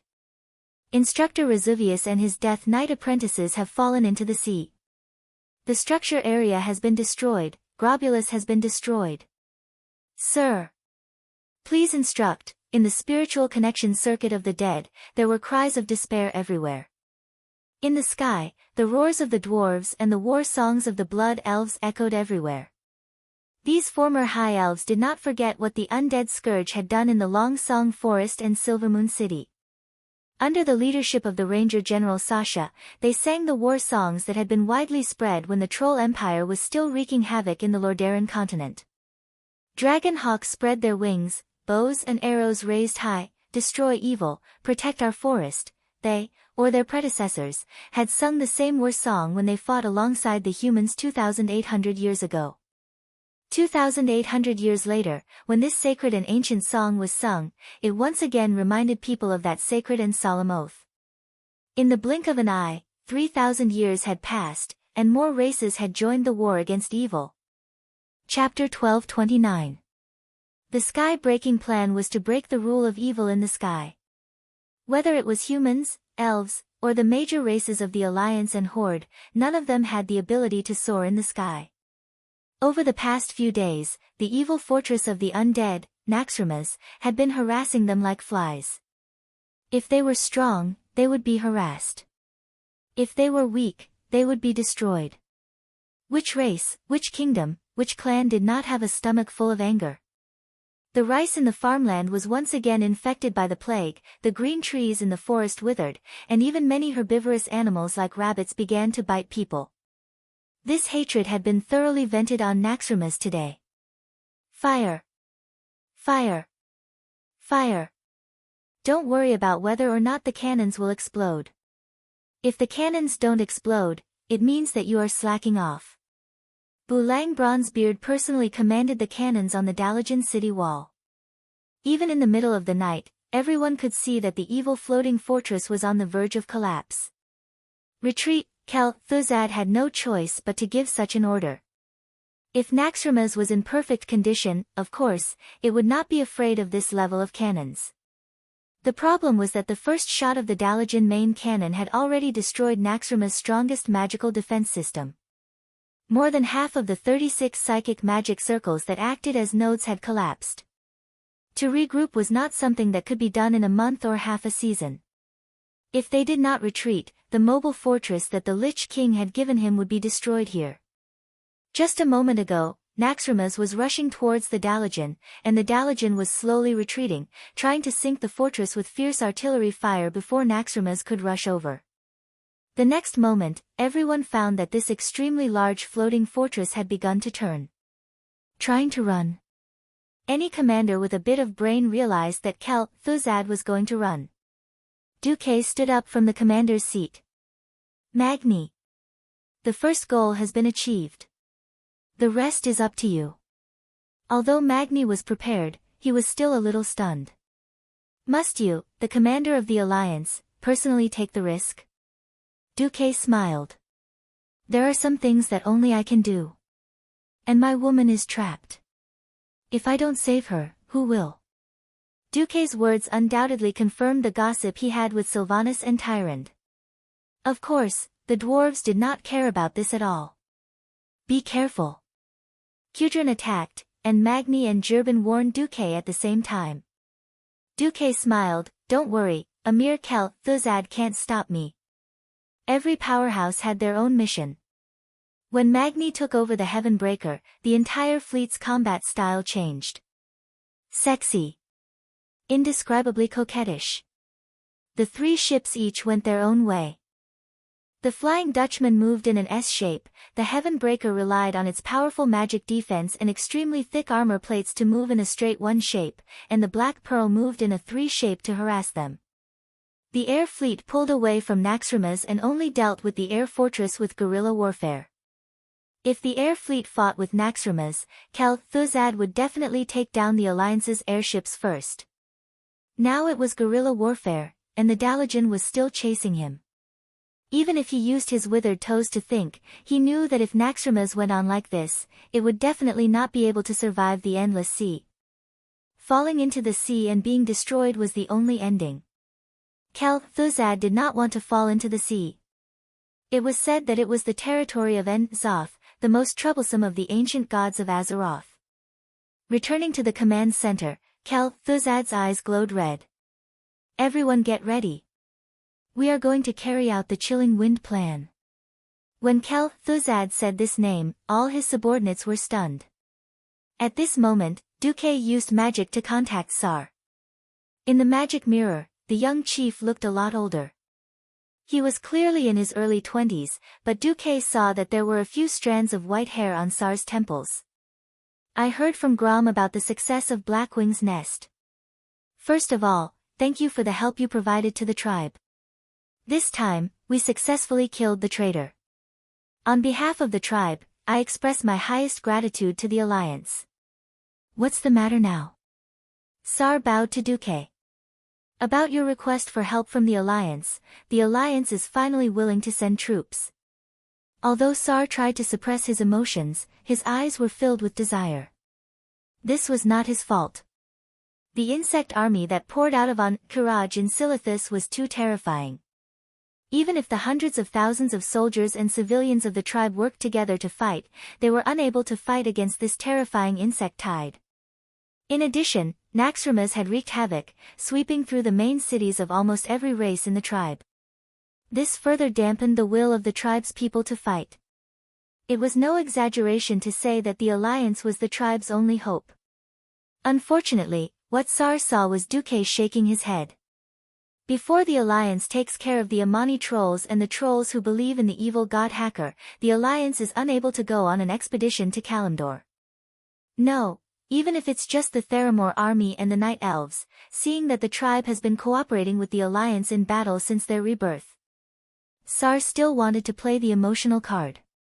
Duque shook his head firmly. Sar's body trembled, and his eyes dimmed. Then, is there anything else? If there isn't. At this time, Duque showed a naughty expression. Even if the Alliance doesn't send troops, it doesn't mean that there is no way to solve the problem of Silithus. Ha! Sar's expression was very interesting. When he heard what Duque said, his expression became even more interesting. A few minutes later, Naxxramas. Although someone once said that explosions were art, the guy who was treated as a work of art was not having a good time at the moment. There were explosions everywhere, choking smoke filled the eyes, and there was a turbulent flow of magic elements. Be careful of the Alliance's surprise attack. If you find anyone from the Alliance, report immediately. All cursed disciples, take off your hoods and accept inspection. It had to be said that Thuzad was very careful. If anyone was really so daring as to put on the black robe of the cursed sect and take the opportunity to sneak in, then they would definitely die a terrible death. However, no one would pay attention to a low-level lich like Anad. Just like that, Anad, who had appeared out of nowhere, went straight in. From the outer area, he passed through half of the military area. From time to time, he would grab one or two liches to ask for directions, and he arrived at the core of Naxxramas. In the middle of 4 huge pillars carved with the statue of Lich King Arthas, there was a green portal. 2 liches, 4 death knights, and 24 powerful abominations guarded the portal without moving an inch. No matter how chaotic the outside world was, no matter how many undead monsters fled in panic, no monster would be stupid enough to approach this place. This was an absolute forbidden area. Suddenly, they saw Thuzad coming over. Chapter 12:30. Sir. Why are you here? The leading lich was very surprised by Thuzad's appearance. In his imagination, a big shot like Thuzad should be sitting in the central core. Why would he come here? Do I need you to ask about my affairs? The red light in Thuzad's eyes flourished, and dense breaking dawn mana undulations filled with a frosty aura surged slightly, almost causing this radiant moon lich's soul to become unstable from the pressure. Yes, yes, yes. The liches and death knights didn't even dare to fart, and immediately retreated to the side. Thuzad floated over. What made them a little puzzled was why Thuzad seemed to take a few seconds longer to open the portal this time. In the past, he would enter instantly. But the white teleportation light lit up, so there was nothing else for them to do. Thuzad immediately teleported from Naxxramas to a different space. Strictly speaking, this was not the interior of Naxxramas, but it was still a special space attached to Naxxramas' existence. Everywhere he looked, there was a frosty aura. The huge steps of the palace were covered with icicles, and ordinary people would slip if they were not careful. Of course, for a top lich who floated around all year round, slipping was just a joke. This was the lair of the frost dragon Sapphiron. Although the blue dragon Sapphiron had been dead for many years, as a dragon, his habit of guarding his lair had not disappeared. As long as he was here, he was the most reliable guard. It seemed that because of Sapphiron's attack, Thuzad had no choice but to rush over. Because next to the dragon's lair, there were 2 leaders of the Alliance sealed and imprisoned by a powerful magic formation, the Queen of Sin, Dorii, Sylvanas, and the Night Elf High Priest, Tyrande. These 2 stunning beauties were still cuddling and hugging each other as if they had just been captured. 2 beautiful faces were so close to each other, it was a pity that they were hibernating. Thuzad quickly dispelled the magic formation made up of more than 100,000 magic runes and went through it. Then, one of his huge claws passed through Alun's milky white moonlight protection without any hindrance, and he placed his other hand on Sylvanas' fair, slender, and well-rounded leg, and started caressing it. Tyrande was the first to wake up. Ah! Thuzad, you actually. She was trembling. She never thought that Thuzad would be able to break through the goddess defense, but it was so easily broken through. In that case, wouldn't it mean that they would be killed and turned into terrifying banshees of death? The evil will would control them. Even if they could resist Thuzad's mind control like Uther, they would still be separated from Duque by life and death. For their own race, for their own people, they were not afraid of death. However, Tyrande could not bear to part with Duque forever. This scene almost caused Tyrande to collapse. She knew that here, the power of the moon goddess was extremely thin. 100 units of the power of the moon only filled her body with 1% of it. However, at the most critical moment of her life, Tyron did not hesitate to chant an incantation and find a way to move her body, which was already weak from hunger, to attack Kel-Thuzad. Rangers and priests were not good at close combat, but liches who were born as mages were even worse. This was Tyron's last desperate attempt. Just as she was about to stab Kel-Thuzad's head with her dagger, an even more unexpected scene appeared. At the same time, another Kel-Thuzad appeared at the gate that Kel-Thuzad had entered. Ah! Tyron let out a cry of surprise, and her already slow movements became even slower. 2 Kel-Thuzads. What the hell was this? Not only was Tyron shocked, even Kel-Thuzad at the door was shocked. He also did not expect that there would be an identical version of himself here. Whether it was appearance, aura, or even magic and soul fluctuations, they were all exactly the same. How was this possible? He subconsciously asked, "Who are you?" "Me? Of course I am Kel-Thuzad." With his back facing the door, Kel-Thuzad, who was touching Queen Sylvanas' thigh, flashed to the other side and shamelessly used his other claw to grab Tyron's Mount Hygel. This action caused Tyron to let out a cry of surprise. Suddenly, Sylvanas slowly woke up and said, "What are you screaming for? If it's not that perverted Duque, would a lich without that thing touch us like this?" Tyron was stunned. After the shock, she suddenly realized that this technique was very familiar. And that touch, it was definitely not Bones. In the next moment, the lich who was hugging the two women, who should have been Bones, began to remove his illusion disguise, revealing a dirty Duque. Duque completely ignored Kel-Thuzad and turned to Queen Sylvanas, asking seriously, "How do you know it's me?" The weak Queen Sylvanas rolled her eyes at Duque. "Who else would come up and touch my leg besides you?" "Good answer. I didn't dote on you in vain." Duque lecherously kissed Queen Sylvanas. At the side, Tyron was both happy and shocked. She had originally wanted to kiss Duque, but thinking of the strong enemies around, her clear eyes inevitably clouded over. "Duque, you shouldn't have come." "Then I did. Are you happy?" Duque smiled cheekily. "I am happy, but," without another word, Duque kissed her back. At this time, Kel-Thuzad, who was at the door, could not help but let out a sneer like a night owl. "Hee, she's right, you shouldn't have come. I thought this was the day of the Scourge's setback, but in the end, we still won. Hee. As long as I kill you, the great Lich King would gain yet another powerful Lich subordinate. And 2 not bad banshees. Ha ha ha ha." Kel-Thuzad's words caused Tyron to tremble a little. Strangely, Sylvanas was indifferent. Tyron suddenly realized this, and immediately understood. She allowed Duque's big hand to continue doing evil. Because it was time for Duque to perform. Sure enough, Duque faced the sky at a 45-degree angle, showing Kel-Thuzad his 2 big nostrils. Then, as expected, he snorted. "Humph.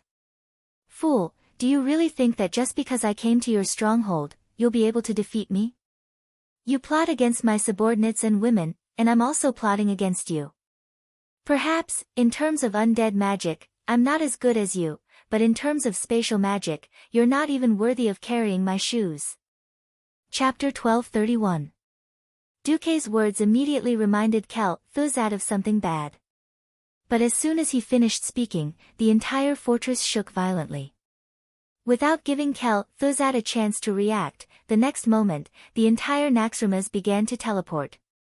Outside, when the frost dragon Sapphiron began to withdraw, the Alliance felt that something was wrong. Now that they suddenly saw a huge portal halo covering Naxxramas, the Alliance warriors were in an uproar. "Charge! Catch up! Don't let these undead monsters get away! Fire, fire! Where's the Dalajan? What are you doing? Fire another shot at this floating tomb!" There were curses everywhere, and the entire Alliance's magic communication network was full of calls to the top to find a way to keep Naxxramas. Everyone was holding their breaths. Now that they had finally formed a siege, and the alliance had the upper hand, they actually saw a cooked duck about to fly away. Who could bear this? At this moment, 3 signal flares suddenly rose above the Dalajan. They spread out in a circle at a higher altitude, accompanied by a special light effect. It was very beautiful, red, yellow, and blue. This is the retreat signal. Every dwarf griffin knight and elf dragon hawk knight were dumbfounded when they saw this signal. Not only the Dalajan, but on the Skybreaker, the same signal flares rose. It was actually a unanimous order from the Alliance's top brass to retreat. No matter how unwilling they were, since they wore the badge of the Alliance, they were soldiers of the Alliance, and the orders of the Alliance military were absolute. If they disobeyed orders, even their own king could not protect them. On the first day of joining the Alliance army, every soldier was repeatedly told and emphasized this point by their country's generals. The Alliance Air Force reluctantly retreated. Not only the Air Force, but the Dalajan was also in an uproar. A large number of mid-level and high-level mages surrounded the headquarters, demanding an explanation from Jaina. Why did you give up the pursuit? We should have let the Dalajan crash and fight those disgusting undead monsters. Under the turbulence of the crowd, Jaina's voice was almost drowned out. Everyone was talking at once. No, it was simply 3,000 ducks making a fuss. Jaina was getting more and more frustrated and furious. She had wanted to persuade these hot-headed fellows, but these fellows who had forcefully advanced to the Radiant Moon realm had the nerve to point their fingers at her, almost poking her face. Gianna was very unhappy. Wasn't this a slap in the face? No. This was already trampling on the field, rubbing Gianna's face against the ground. These fellows took advantage of the fact that this was a Dalajan that only looked at magic power levels and ignored her status as a queen, putting themselves in the realm of magic and thinking that they could reason with her as equals. Suddenly, he felt indignant. As the disciple and partner of the most powerful wizard, Duke Marcus, Jaina was under a lot of pressure. Especially after Luo Ning became a Breaking Dawn Great Wizard, she felt even more pressure. Although she was younger than Luo Ning, she had already reached the peak of a Radiant Moon Mage in terms of physique, intelligence, experience, and even accumulation. However, she just couldn't cross that final threshold. Luo Ning had been lost in a different dimension, and Duque had become the chairman of the Kirin Tor. No one had any objections. Many Radiant Moon Mages were unhappy that Duque had left the Dalajan in Jaina's hands. This directly led to the current scene of everyone berating her. Depressing. Accumulating anger. Then, Jaina suddenly thought it through. Without any warning, a powerful aura of ice suddenly blossomed in the Wizard Tower's command center. This aura was so pure, so oppressive. Even if the essence of this power was ice, it was as eye-catching as a lighthouse in the dark. The command center, which had been in chaos just a moment ago, suddenly became deathly silent. For wizards, the difference between each rank was like the difference between heaven and earth. In every era, there were thousands of wizards who were stuck at the threshold of advancing, unable to advance their entire lives. This was especially so for Breaking Dawn. In the Dalajan's 2,800 years of history, there had been no Breaking Dawn wizard presiding over half of it. At first, there was Antonidas, then Duque, and then Luo Ning, who had inherited Duque's legacy. They had thought that the Dalajan was already lucky enough. Who would have thought that at this seemingly random moment, there would be another Breaking Dawn wizard? Sir Proudmoore. You've become a Breaking Dawn wizard? Great Astromancer Solarian asked cautiously in a soft voice. Yes, that's right. Jaina was in high spirits. She flung her long golden hair, looking very confident. You. How did you advance? It's nothing. I suddenly thought it through and advanced. Jaina said it lightly. In fact, the most important thing was that Duque had let her take charge of the Dalajan's main magic cannon. While she was controlling the terrifying magic cannon, she gained unimaginable experience in terms of understanding and manipulation of magic power. This was the key to her advancement. However, she still felt a little regretful. This was because she had used her understanding of the arcane element on her frost element. She had advanced to Breaking Dawn as an ice wizard, unlike Duque who had advanced with all his elements. She was single-minded, while Duke was single-minded and all-round. In the future, she would definitely not be able to match up to Duque. Of course, this was enough to make everyone around her jealous. Those who had dared to reprimand Jaina just a moment ago were now as quiet as cicadas in winter. They were afraid that Jaina would remember them and make things difficult for them if they breathed too loudly. A Breaking Dawn wizard. Just thinking about it made them wet their pants. As a queen, she naturally had the aura of a queen. Jaina waved her lily-white hands. As a commander, if you can't even maintain basic calmness, how can you get your subordinates to fight calmly? Will everyone be hot-blooded, then fall into the Calamity Army's trap and die, becoming Arthas slaves? Jaina's words implied that these fellows had no talent. Fine. Those fellows who had wanted to gain some popularity would never be able to stay in the Kirin Tor parliament for the rest of their lives. After scolding her subordinates, Jaina said, "All of this is part of the Alliance's plan. We are going to run to Naxxramas. As for where to go, everyone will know soon enough." In Naxxramas, Kel Thuzad was going crazy. His so-called Cold Wind Plan was the top secret of Naxxramas. If Naxxramas could not hold on, it would activate the power left by His Majesty the Lich King and teleport the entire stronghold to Northrend's Icecrown Fortress through the predetermined space coordinates.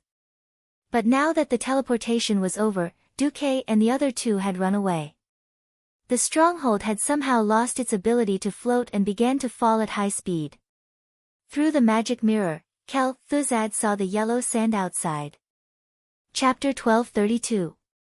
After the great Titan creations defeated the ancient gods, the great Protector Rider appointed a group of Anubisaths and Torval to guard the Furnace of Origin in Uldum forever, while he led the rest of his subordinates to the northwest, which was later known as Silithus. This barren area was where the ancient god Si Thun prison was located. Lay led his assistants to expand the prison, and in the end, it became the sturdy Kiraj fortress. After completing all of this, the Great Protector ordered the remaining Titan creations to guard this fortress. The Anubisaths were the great Titan creations. After the fall of the Dark Empire, these Titan creations, along with Torval, carried out the Great Protector Rider's order, to guard Si Thun's prison forever, on Kiraj. However, in front of the insect army led by the ancient god General Kishix, the Anubisaths could not escape the fate of being enslaved. As time passed, after the end of the war with the Troll Empire, the descendants of the Akur insect people hid underground. As for the ferocity of the insects swarm deep underground, at this moment, the entire Azeroth had probably forgotten about it. A member of the insect swarm, the Akur insect people, had long spread out in the ancient Kiraj fortress. This magnificent fortress was originally the prison where the protectors imprisoned Si Thun. However, in the lifeless sandstone corridor of Kiraj, only the insects were sleeping within. Even though Azhara and her Night Elf Empire knew of the existence of this fortress, they could not prevent it from being forgotten in the long river of time. Extending out from the base of this fortress was the vast and desolate Silithus Desert. This was also one of the reasons why there were not many creatures living around Kiraj.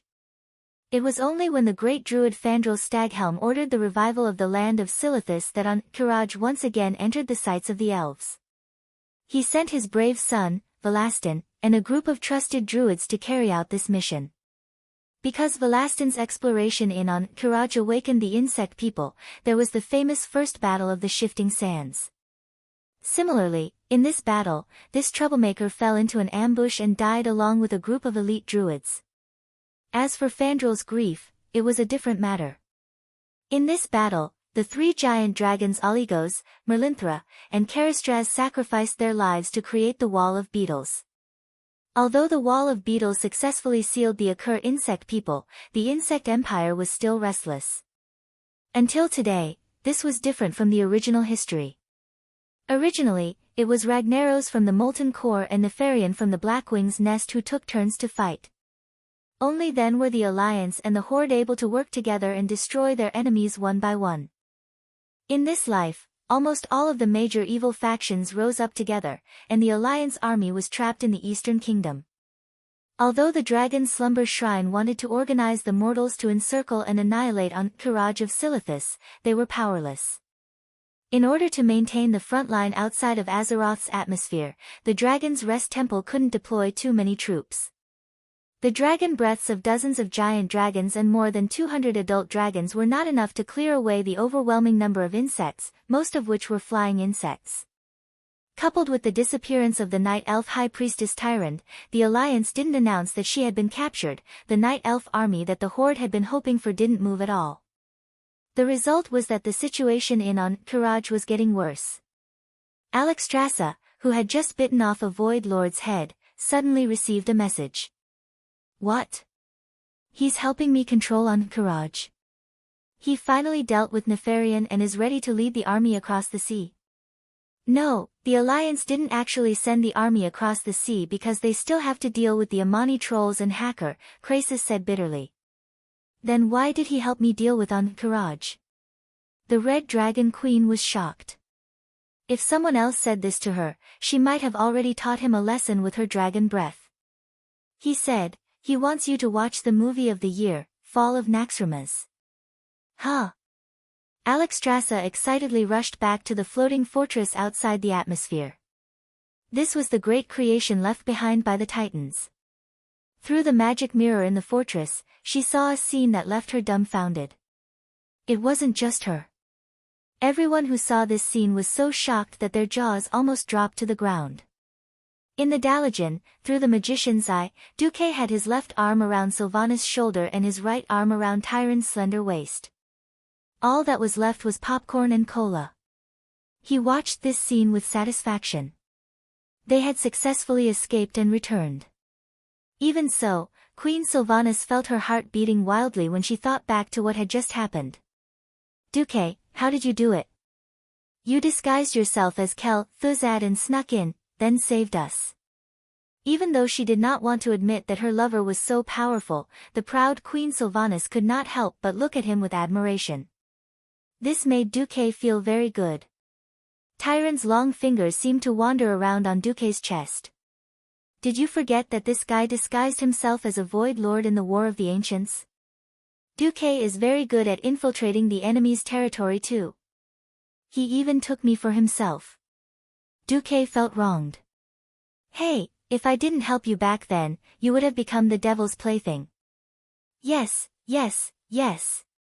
When I recover my strength, I will repay you. Tyrande replied with a flirtatious look. Actually, Duque's infiltration was not worth a damn. Since he could disguise himself as a Void Lord back then, his control of dark energy was naturally very good. As the Scourge was born from the Burning Legion, the nature of their power was the same. Before Arthas, who was disguised as the Lich King, woke up, nothing could be changed. What happened next was simple. Duque first killed a Lich, then used the dark energy of the Shadow Element, the soul manipulation ability he learned from the Burning Legion, and the true illusion created by the System Elf to fool the bones on the periphery. Next, he used the illusion to disguise himself as Kel Thuzad and used the system to crack the magic defense system that was too shallow for him. If he had to pretend to be a Death Knight, he would most likely be exposed. But pretending to be Kel Thuzad, who was born as a mage, was simply too easy. The only problem was that Duque could not escape the senses of the Frost Dragon, Sapphiron. But after forcing Sapphiron to make a move, everything was solved. As a transmigrator, Duque was very clear about Naxxramas' teleportation ability. Although this would cost Naxxramas a lot of magic, the magic was not his, so what did it have to do with him? Naxxramas would be fine if he did not teleport, but once he did, because someone had secretly changed the spatial coordinates, he was directly sent to Entourage. Chapter 1233. This day was the day of suffering for the Entourage insect people. What was supposed to be a good hunt turned into a disaster. In the sky above the Entourage temple, an incomparably huge man-made object passed through the void and appeared above the temple. For the insect people, this was not a pleasant thing. Because as soon as this huge sky fortress appeared, the sky was filled with dust, broken tiles, and huge broken pieces of buildings that fell from the sky like rain. When the huge fortress completely appeared in the sky, it almost covered half of the Kiraj temple. What made the insect people even more infuriated was the enemy's provocative airborne attack. A large number of undead fell from the sky. As long as they didn't fall into meat paste, even if they only had half of their bodies left, even if they dragged their spines, the zombies would still wildly attack all living things. Their targets naturally included the giant beetles. These strange insects with 4 legs, angular bodies, and mouths like scythes were actually the Vecnis warriors of the Kiraj insect people. The Vecnis warriors were quite large. Every insect warrior was the size of a small car that Dubo had used before he transmigrated. Perhaps 100 zombies wouldn't be able to kill a Vecnis warrior, but as long as they surrounded and killed an insect, that insect would quickly turn into a zombie and attack its former companions. This easily angered the insect people's commander. They immediately sent out giant dog-headed guards that were as tall as a 10-story building, the Anubisath Sentinels. In contrast, other large undead creatures began to fall from the sky, such as abominations and the even more exaggerated stitched behemoths. They also angrily attacked the Anubisath warriors. As a result, the battle began to escalate before the leaders of both sides could stop it. In fact, if anyone could control their own soldiers, they would know that this was a misunderstanding. Unfortunately, none of the leaders had the luxury to do so. On Kiraj's side, most of the leaders were in deep sleep. On Naxramaza's side, the aftermath of the explosion didn't stop with the teleportation. In other words, it was because of the teleportation that it intensified. This was an incomplete teleportation. No normal teleportation would be so messy. At the moment of teleportation, 2 different coordinates would be used. The result was that the teleportation encountered a terrifying spatial crack. The leader of the construction area, Glass, is severely damaged. Only half of his body is left. He can't fight. The levitation system has failed. We're falling. The voice of the cursing disciple sorcerer who was in charge of making the report reminded the other undying of the screams of a chicken before it was slaughtered. Reboot the system. Thuzad shouted as he rushed back. No. There's no response. Something seems to be blocking the soul transmission. Thuzad personally rushed over and directly invaded the control circuit with his spirit. Almost instantly, he discovered that the originally unimpeded soul control system had been tampered with. In the suspension system, there was a powerful will that was no less powerful than his entangled there.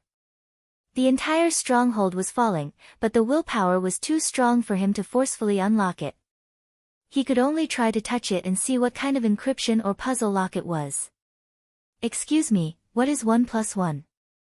In Thuzad's sea of consciousness, Duque's voice, which he hated to the extreme, sounded frivolous, too. Thuzad did not hesitate. Wrong. If you put 1 and 1 together, it's obviously 11. The will left behind by a certain person was acting shamelessly. Thuzad didn't give up and tried again. Excuse me, what is 1 + 1? Duque's voice was full of seriousness. 11, Thuzad answered decisively. Wrong. The first time I asked you, I was teasing you. The second time, didn't you notice that I was using a serious tone?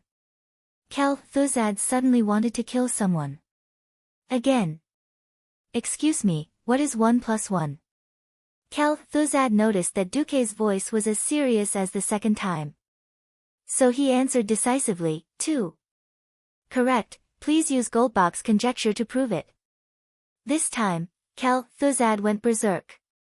Prove your sister. What is Goldbach's conjecture? What the hell is this? You're clearly playing with me. As if to confirm Thuzad's thoughts, Duque's voice appeared again, full of ridicule. Yes. I'm playing with you, so what? Bite me if you're not convinced.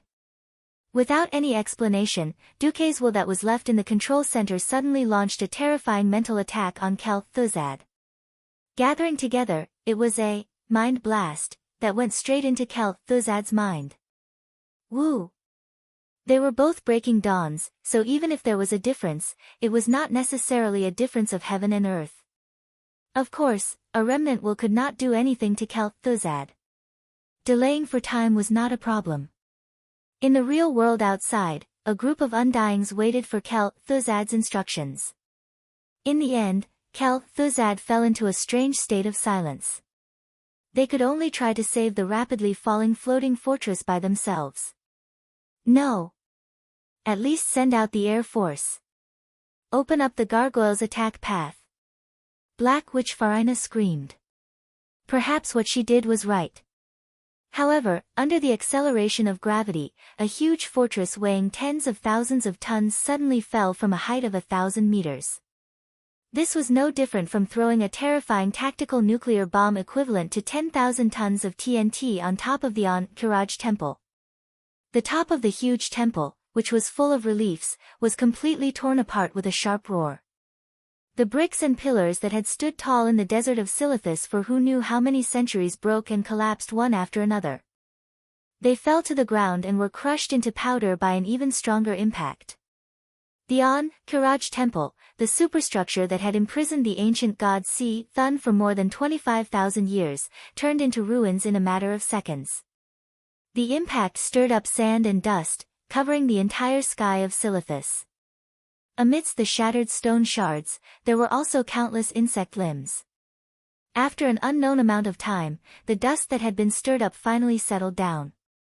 When the dragons and other forces used their telescopic magic to spy on the area, they found that the Kiraj temple had disappeared. In its place was only half of Naxxrama's.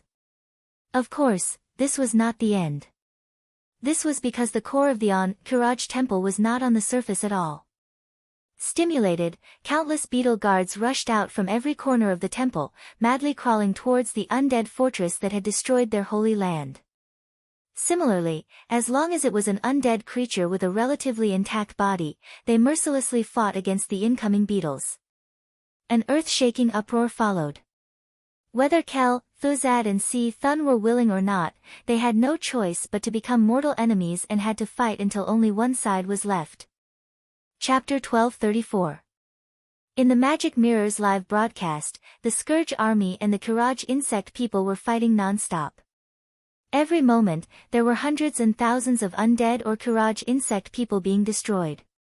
If it was somewhere else, Thuzad might have jumped up in joy. With so many corpses, it was enough for him to pull out a terrifying undead army that could sweep across half the continent. Obviously, Thun, who was in the deepest part of the ruins of the Kiraj temple, would not let Thuzad do as he pleased. At first, there were many insects that were killed and resurrected as corpse insects, devouring their own kind. In addition, the fighting style of the insects was to bite one of their legs and bite one of their heads. It was extremely brutal and direct. Basically, insects of the same level would end up dying together. This kind of fighting style was obviously disadvantageous to the Kiraj insect people. However, with a small trick of the ancient god in his half-asleep state, Thuzad suddenly discovered that the canopy of undead, which was usually accurate everywhere, could not be held up in the sky above the Kiraj temple. An even more ancient and evil will forcibly took control of the weather here. This forced Thuzad to let his subordinates engage in the most primitive form of attrition with the insect people. Other than the insects, the Kiraj insect people also had monsters like the Anubisath giants and the obsidian golems. The Scourge army used the fat abominations and various deformed large-sized monsters to fight against them. Whether they were willing or not, the two sides fought until the sky was dark and the moon was dark. Go! Kill it! Why do you have to use your feet to step on it? You can roll over. Don't you think this lich is a joke? Releasing a bug swarm storm on a construct. Take a horse stance and punch it with your left hook and right hook. At the highest level of the Breaking Dawn Mage Tower in the Dalajan, it was very lively. Almost the entire floor echoed with the shouts of a certain bad alliance commander, as well as the giggles of seductive women. How lucky! If it wasn't like this, the Night Elf warriors would have to face such a monster with their flesh and blood. My heart aches. Tyrant gently pressed her hand on her sexy collarbone. Duque, you're so bad. Queen Sylvanas rarely showed her tender side. His impression of Queen she had always been extraordinary and valiant. Perhaps it was due to her environment, but in history, she carried the fate of the entire kingdom as a ranger general, but she also had to bear the future of the entire Forgotten Ones. In this life, although she was crowned queen, and with Duque's help, the elves' situation was much better. But she had to always wear a mask called strength. However, after being captured this time, Sylvanas suddenly realized that he was weak in a certain sense. It turned out that at certain times, there were many things that she couldn't resist or control. In the most desperate moment, she called out Duque's name. Duque did not disappoint her and responded to her call for help. From being ambushed by the Burning Legion, to falling into the enemy's hands, to almost dying, to somehow returning safely. At this moment, Sylvanas still felt as if he was in a dream. Tyrande, on the other hand, was even calmer. This was not the first time she had been captured. She was right next to them, supporting her chin with her hand, perfectly accompanying them. If Duque wanted to play any tricks, she would not reject him either. But Duque did not force them to do anything, understanding that they were still in a state of shock, and only occasionally rubbed their ears against each other. At the start, Duque seemed to have endless desires. Sylvanas's long legs and Tyrande's Mount Hyjal were all places that he would forget to leave. However, after a long time, one would realize that people's passionate love would turn into a kind of attachment that they couldn't bear to part with. It was as if after getting used to each other's existence, they could no longer bear to be apart. It was a strange love mixed with kinship, rich and lasting. Duque, I've advanced. You two aren't together. Jaina rushed in excitedly, but was surprised to find that Duque was just hugging. Duque bared his teeth. All right. Congratulations, Breaking Dawn Great Wizard Jaina. Jaina put her hands on her hips. Hey, my lover and teacher, when are you going to become a demigod? Soon. As for the requirements to step into the divine realm, Duque already had a vague guess. The three divinities of fire, arcane, and ice were obviously necessary. But now that he had fused with shadow, he needed at least a holy divinity to balance it out. This gave Duque a headache. But now, he had an idea of a frost divinity, Frost Dragon Sapphiron. Duque had thought that he would get rid of the great frost lich, Kel'Thuzad. Who knew that his target had changed to Sapphiron? If that was the case, it would be much more convenient. In case Sapphiron's divinity was not enough, Duque had another target, Sindagosa, who had saved Arthas in Felwood Forest. This former queen of the Blue Dragons, and now the mother of the Frost Dragons, was definitely qualified. However, with the entire Icecrown citadel forcibly sealing itself in 10,000 years of ice, Duque had no way of finding trouble with Sindagosa. As for the holy divinity, the only one Duque could think of was the Naru of the Outland. Divinity was a very precious thing. If it was the one in Shotrath City, it was not impossible to achieve his goal through negotiation. The only problem was arcane magic. Duque couldn't figure out where he was going to get the divinity of the Arcana system. However, he could only cross the bridge when he came to it. At this moment, seeing Jaina wagging an invisible tail with an expression that said, "Praise me quickly," Duque smiled. "Don't you want a reward? Come, come, come. Let me give you some pointers on the flow of magic in the ORZ position." Jaina's face instantly turned red. Even though she was hesitating, she still obeyed. Putting aside Duque's nonsense, Duque played hard this time, forcing the Scourge army and Thun to fight each other, which greatly reduced the pressure on the Alliance and the Horde. The Horde was able to catch their breath. Without the harassment of the flying insects, Thrall was able to successfully complete the work of disaster relief and organizing the troops. This time, Thrall gave a clear answer. If the Alliance can send 100,000 troops, the Horde can send 50,000 warriors to attack on Kiraj in Silithus. After the Alliance got rid of Ragnaros and Nefarian, Duque gave the important task of dealing with Hacker to William. He brought a group of people and rushed over to support Aurelia. While Queen Sylvie and Tyrande were resting, Duque went to visit old Mograine. Duque could hardly recognize Mograine. Chapter 1235. Old, decrepit, dispirited, lifeless eyes, Sally Whitemane was taking care of such an old man in a room with thick curtains that could barely see a trace of sunlight. Duque could not associate the old man in front of him with the Ashbringer who had conquered the Molten Core a few months ago. What happened? Duque muttered to himself. Sally, who was dressed in a priest's robe, trotted over and whispered into Duque's ear, "Both of father's sons are." Duque only understood the whole story after Sally's explanation. Due to Duque's reminder and the phantom enchantment that was placed in Alexandros' armor, Alexandros managed to escape death. Escaping death did not mean that he had obtained happiness. When the Burning Legion's space trap was activated, the furious old Mograine went to clean up the mess. Due to losing his hammer, he pulled out his sword and ended the life of his son, Reynold, who had defected to the Scourge army. However, this was not the end. Almost instantly, the aura of death hidden in Reynold's heart turned him into a Death Knight. However, the Scourge army's conspiracy did not stop there. Old Mograine's youngest son, Darien Mograine, had secretly disobeyed his father's order to stay behind and followed him to the Sodero River. At this time, he did not see the scene of Reynold's sneak attack on his father. Instead, when he turned around, he saw his father kill Reynold with his own hands. Darien did not know the ins and outs of the matter, but seeing his father kill his brother with his own hands, he was even more confused. At this time, the spy who brought him here revealed his true face, the Undying Assassin. He easily killed the confused Darien and brought his body back to the Scourge army, turning him into a Death Knight. Within a day, of his two sons who could have inherited his legacy, one rebelled and was killed, while the other was killed by a sneak attack. Both of his sons, who were originally paladins, suddenly became Death Knights. For an old paladin who had fought for Rotterdam his whole life and fought against the Scourge army for 6 years, nothing could be more shocking than this. It was obvious that the physical injuries were secondary.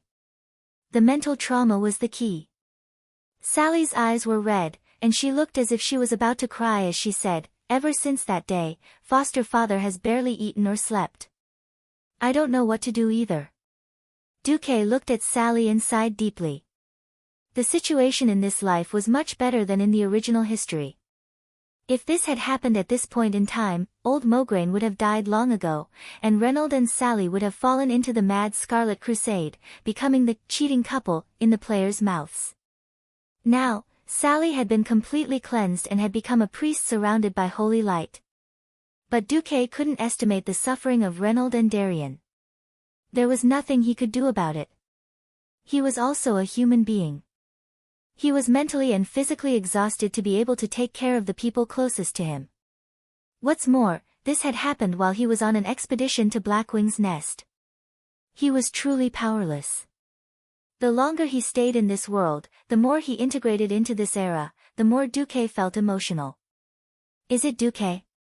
Old Mograine still looked confused. A look of pleasant surprise appeared on Sally's face.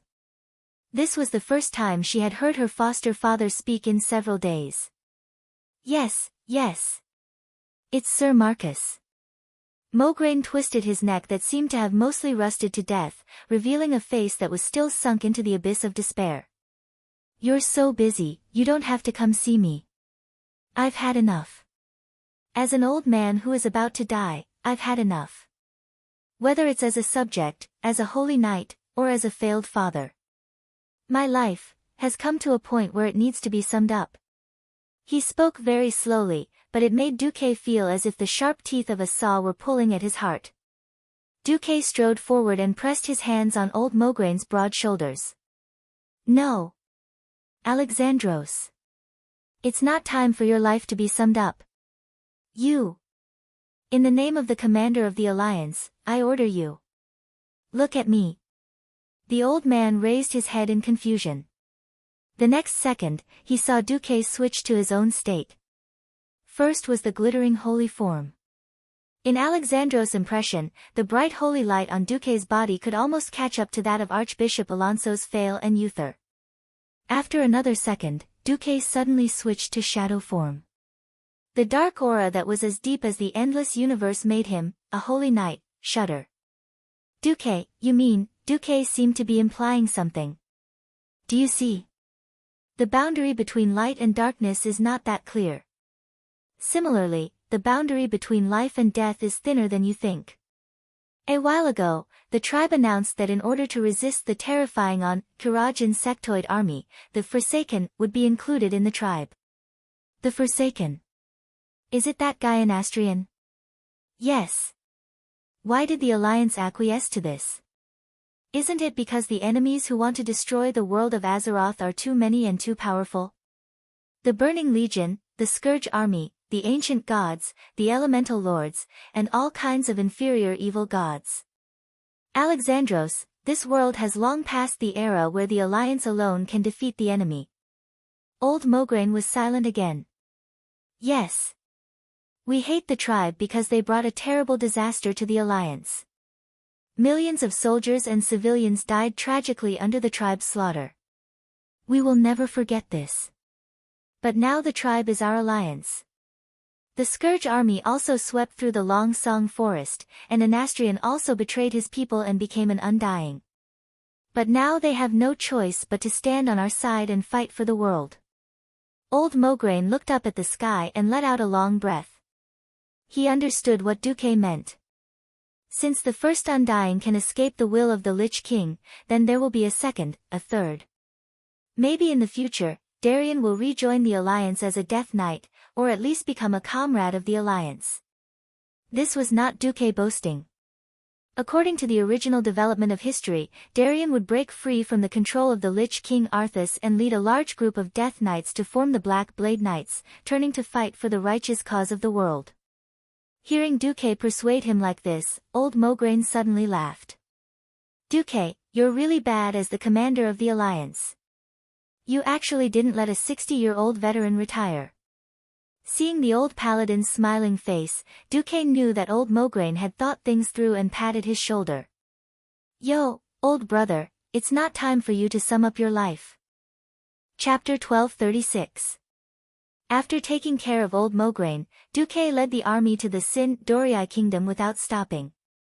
With Naxxramas forcing on Kiraj to surrender, the Scourge army had to fight the bugs head-on. The Alliance's military strength, which was originally very tight, suddenly became abundant. In the camp in the southeast of the Long Song forest, Duque and the others met Aurelia, Rothma Theron, and Hadgeron Mingi. After not seeing her for a while, Aurelia had lost a little weight. The pair of giant cats actually showed signs of shrinking. They were originally a very violent symbol. Whether Duque wanted to or not, they easily dominated Duque's vision and gave off a sense of mass. If there weren't outsiders, Duque would have reached out to confirm.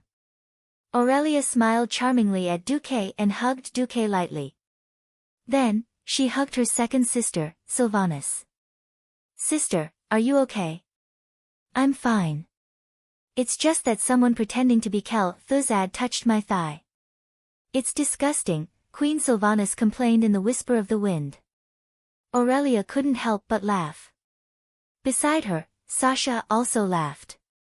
It had to be said that when the three sisters laughed together, the scene was as beautiful as a painting. Duque was left to the side. He was basically a passerby. Aurelia combed her bright blonde hair. I knew that Duque would definitely save you as soon as he came out. I will continue to carry out my duties. If I really died and became an undead, what would you do? Queen Sylvanas suddenly asked her sisters.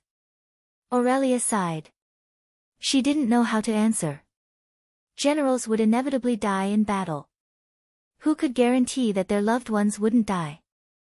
Moreover, the four sisters often fought on the front lines. Suddenly, Sasha replied cleverly, yes, it must be Duque's fault that we couldn't save you in time. Then I'll have many daughters with Duque, and then add a compound surname to each of them. Yes, it's called something something Sylvanas Marcus. Duque was speechless. After fooling around for a while, they returned to the main topic. It's time to put an end to the millennia of conflict between the elves and the ogres in the north.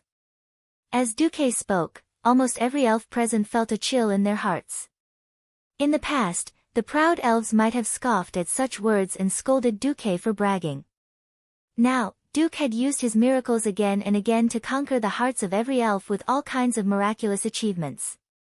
Even if they knew that Duque, that bastard, had stolen the heart of their most respected queen, and even the queen and her sisters, they were willing to accept it.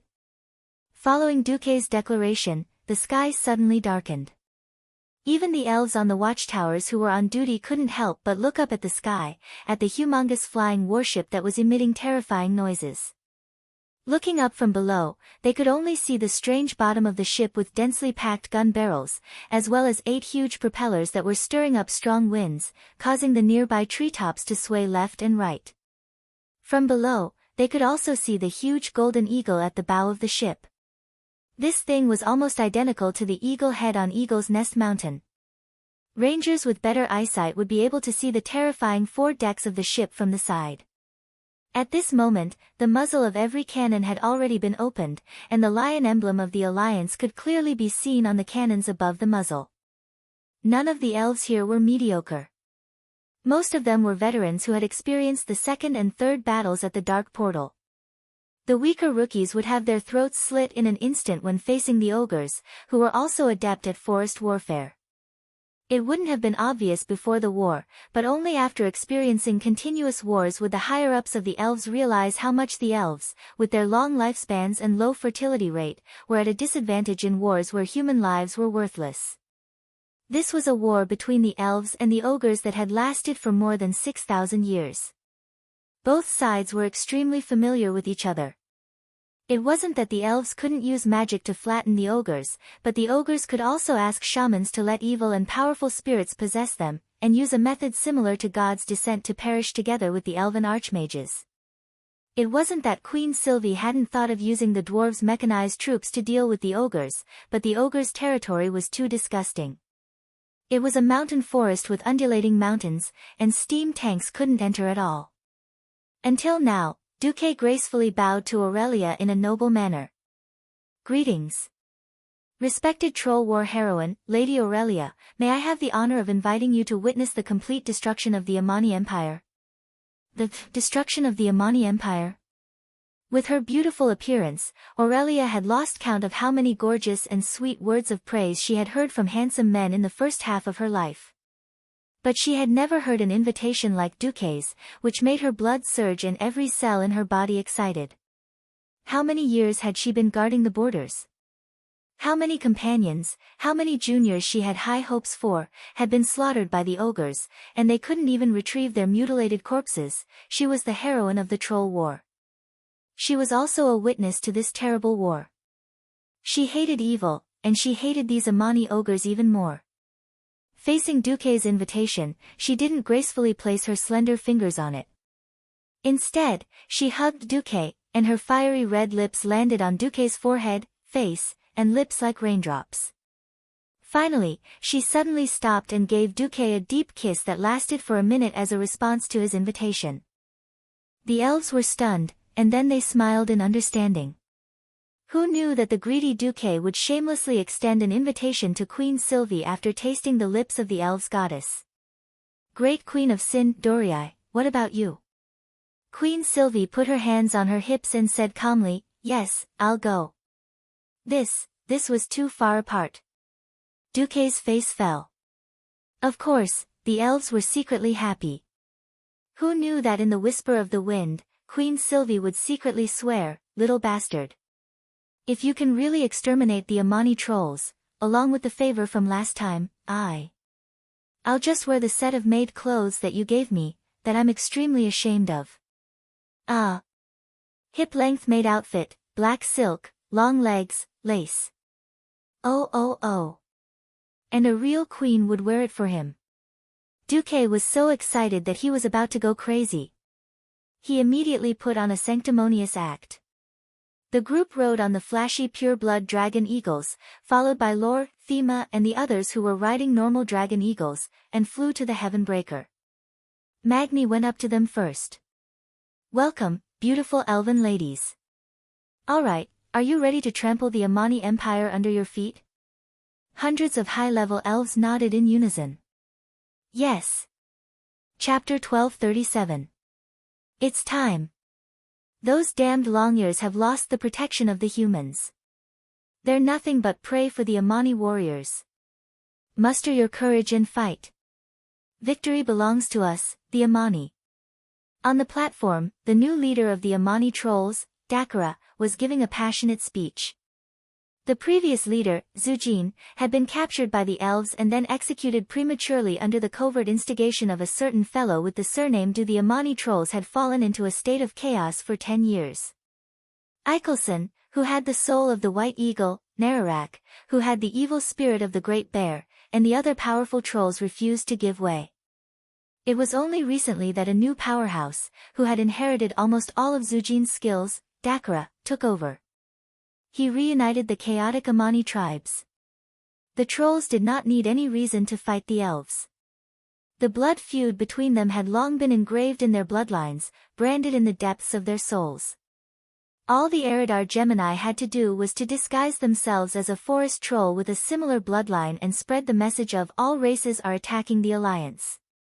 That was enough to convince these simple-minded fellows to attack the Alliance at the most opportune time. It could be said that the Amani trolls had succeeded in dragging down the Alliance's forces. This success had also led to the Alliance's most terrifying counterattack today. A strange roar that many Amani trolls found unfamiliar came from the horizon, and the sky suddenly darkened. It was a gigantic flying warship. It was so huge that it looked like a small mountain flying in midair. Unfortunately, the clear man-made traces on its body made the Amani trolls understand that this thing had nothing to do with the gods. It had to be said that most trolls were pathetic creatures. From the era of the Darkness Empire to the present day, the trolls' civilization had not improved at all in the past 25,000 years. Primitive and ignorant. Faced with the flying warship that was more than 500 meters above the ground, some trolls actually bowed to the sky, and some nervously struck their gongs as a warning signal. However, the signals transmitted by the gongs were all over the place. Some said that the enemy was coming from the south, while others said that they were coming from the east, west, and north. Dakara was so angry that he stomped his feet. Attack! Shoot down that blasphemous thing!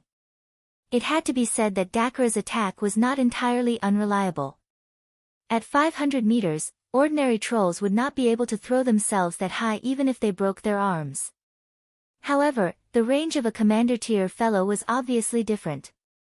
Eichelson, who possessed the eagle's soul, summoned a flock of mountain eagles to soar into the sky. Gale, who could summon dragonhawks, sent a flock of dragonhawks with flame bombs. There was also Dakara, who possessed both strength and strength. Their attacks were definitely above average. Unfortunately, because of a certain someone's death, the Heavenbreaker had changed from a twin-propeller engine to an 8-propeller engine. Its tonnage had also directly changed from a cruiser to an aircraft carrier. Naturally, the Heavenbreaker's defense also increased. The Heavenbreaker's defense was definitely at the level of a main city. The attacks of the three troll powerhouses had only just risen to a height of 200 meters when they collided with the ice barrier that was fixed to the Heavenbreaker. As long as the mana supply wasn't interrupted, any projectile that entered within 300 meters of the Heavenbreaker would be forcibly slowed down. Then, they ran into a power grid formed by 12 pylons at the bottom of the ship with lightning magic. Then there were the 36 barrage cannons. Of course, this thing couldn't be a real concentrated cannon. This thing was similar to the machine guns that could only be moved by human hands during World War I.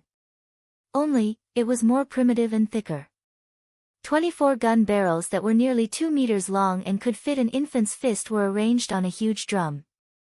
By continuously moving one of the gun barrels to the position of the scope, the automatic trigger would be pulled to activate what could be read as a bullet or a cannonball.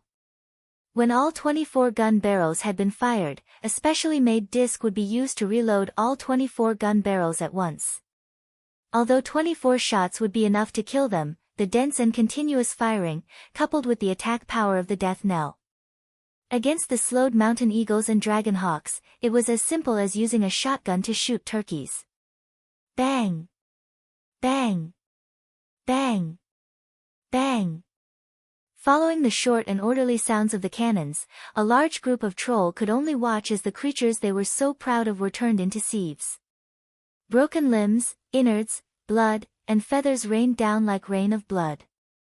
No! Dakara wailed. On the Heavenbreaker, the Windrunner sisters and the other high-ranking elves were led by Duque and Magni to the lowest level. This is... Queen Sylvanas looked at the metal objects that were shaped like rugby balls and larger than bathtubs. She was a little confused. Bombs for aerial attacks. Duque pursed his lips. Like the cannonballs for steam tanks? No, these are simpler in terms of craftsmanship. Of course, because they're simple, we can put more explosives in them. At this point, Magni and Duque looked at each other and smiled. Then, a dwarf king and a human commander smiled slyly at the same time. The two raised their hands and high-fived each other, shouting in unison, "Explosion!" That's art. Duque clapped again, attracting the attention of the high-ranking elves. All right, my dear elven allies, you can write the names of your sacrificed friends and family on the cannonballs. Then, let these named cuties send the trolls to hell. It had to be said that this was a good idea. Picking up the grease pens that Duque had prepared, the elves began to write names, blessings, and curses on the polished cannonballs. 5 minutes later, the elves watched from a safe distance as the Heavenbreaker's lowest hatch slowly opened. Begin dropping the bombs. Magni ordered. This was a vertical drop that couldn't even be considered a dive bomb. Even a 500-pound bomb couldn't be blown by the wind. It wasn't just the Alliance. Even the trolls stared dumbfoundedly at the huge metal bombs falling from the sky. Attack! Dakara yelled. Wooden spears began to hurl at the free-falling bombs. But was there any use in that? In less than 3 seconds, the entire Zul-Aman camp was rocked by an earth-shattering explosion. Rumble, rumble, rumble. The deafening sound could be heard even from the elven camp 50 kilometers away. Most of the elves on the Heavenbreaker stared dumbfounded at the devastation beneath their feet. Because they had come from the sky, they had easily passed through the trolls' meticulously laid traps and defensive lines. So, when the bombs landed, everyone could clearly see the trolls' city, which had stood at the south of Long Song Forest for more than 5,000 years, instantly falling into the abyss of destruction. The 500-pound bombs easily blasted a terrifying crater that was more than 5 meters deep and 20 to 30 meters wide. If it were used as a 10-meter-high diving pool, it would be as easy as pouring water into it. Chapter 1238. All sorts of miscellaneous items were sent flying into the air. Rows of wooden and thatched houses suffered the same fate as the stone palace. In the face of the explosion, they too collapsed and were sucked into the shockwaves of the explosion. When the seemingly sturdy stone palace that gave them a sense of security was easily destroyed like a thatched hut, every troll finally realized that the shadow of death had been hanging over their heads. Regardless of whether they were soldiers or civilians, the trolls were in a state of panic. They were like rats that had to flee in the face of a flood, leaving the buildings and running for their lives. But no matter how fast their legs were, how could they outrun the airships that were carpet-bombing the skies? This time, Duque had not only brought the Heavenbreaker, but also the Black Pearl and the Flying Dutchman. There were also 2 less technologically advanced airships, the Little Boy and the Fatty, that were used for bombing. These 2 bombardment airships looked a little like a big-bellied goldfish. Apart from the 2 huge propellers, the only other thing was a fat hull. But in terms of bomb capacity, these 2 bombardment airships were no less than the Heavenbreaker.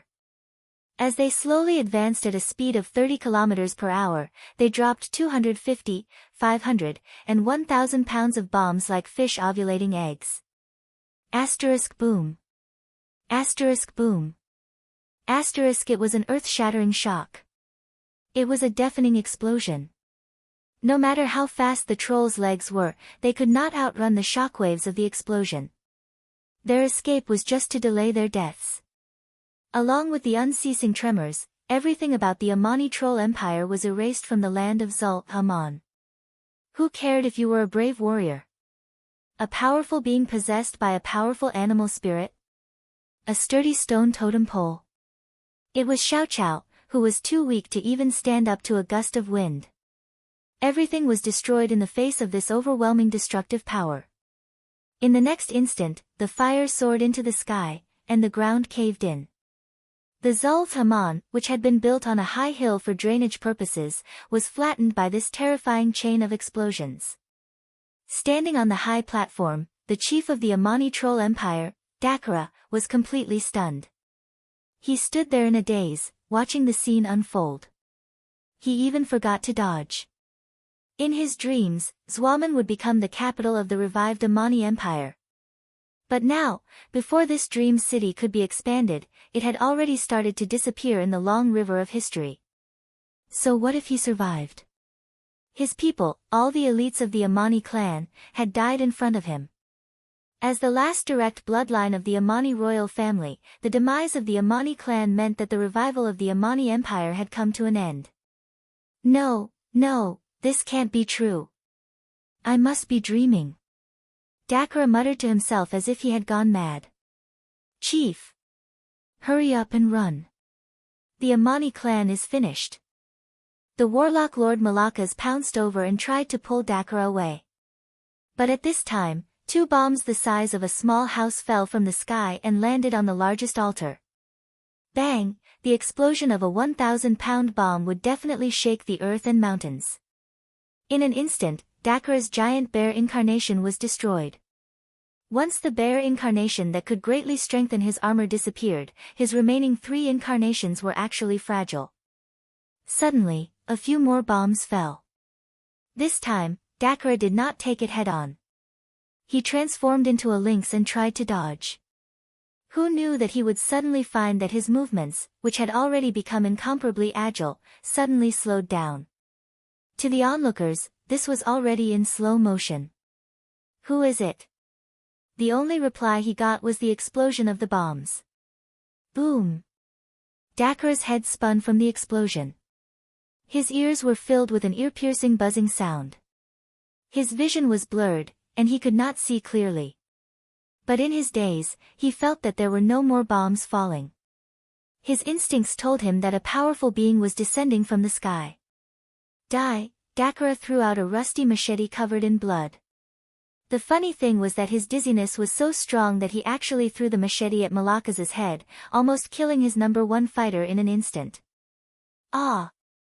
The next moment, he heard the Warlock Lord's tragic cry. His vision became a little more normal, and he was immediately shocked to see that Malakas's body was like a porcupine pierced with arrows. In that instant, the Warlock Lord could not be any more dead. Without any hesitation, Dakara used his whirlwind slash. That's right. Since there was no one around him, he might as well attack indiscriminately. He would definitely hit anyway. That was how it should have been. Unfortunately, a ray of golden sword light and a ray of lightning sword light slashed toward him at the same time. Dakara instinctively used his epic-grade machete to meet them. The problem was, those 2 swords were divine weapons. Dakara was not strong enough to begin with. Moreover, he was not in his best condition after the explosion. He was unable to unleash his full combat power. In the face of the majestic and invincible divine weapons, his epic-grade machete was shattered by the 2 rays of sword light. With a loud bang, the 2 rays of sword light flashed past. Dakara's legs below his knees were gone. He knelt heavily on the ground. All of this happened in an instant.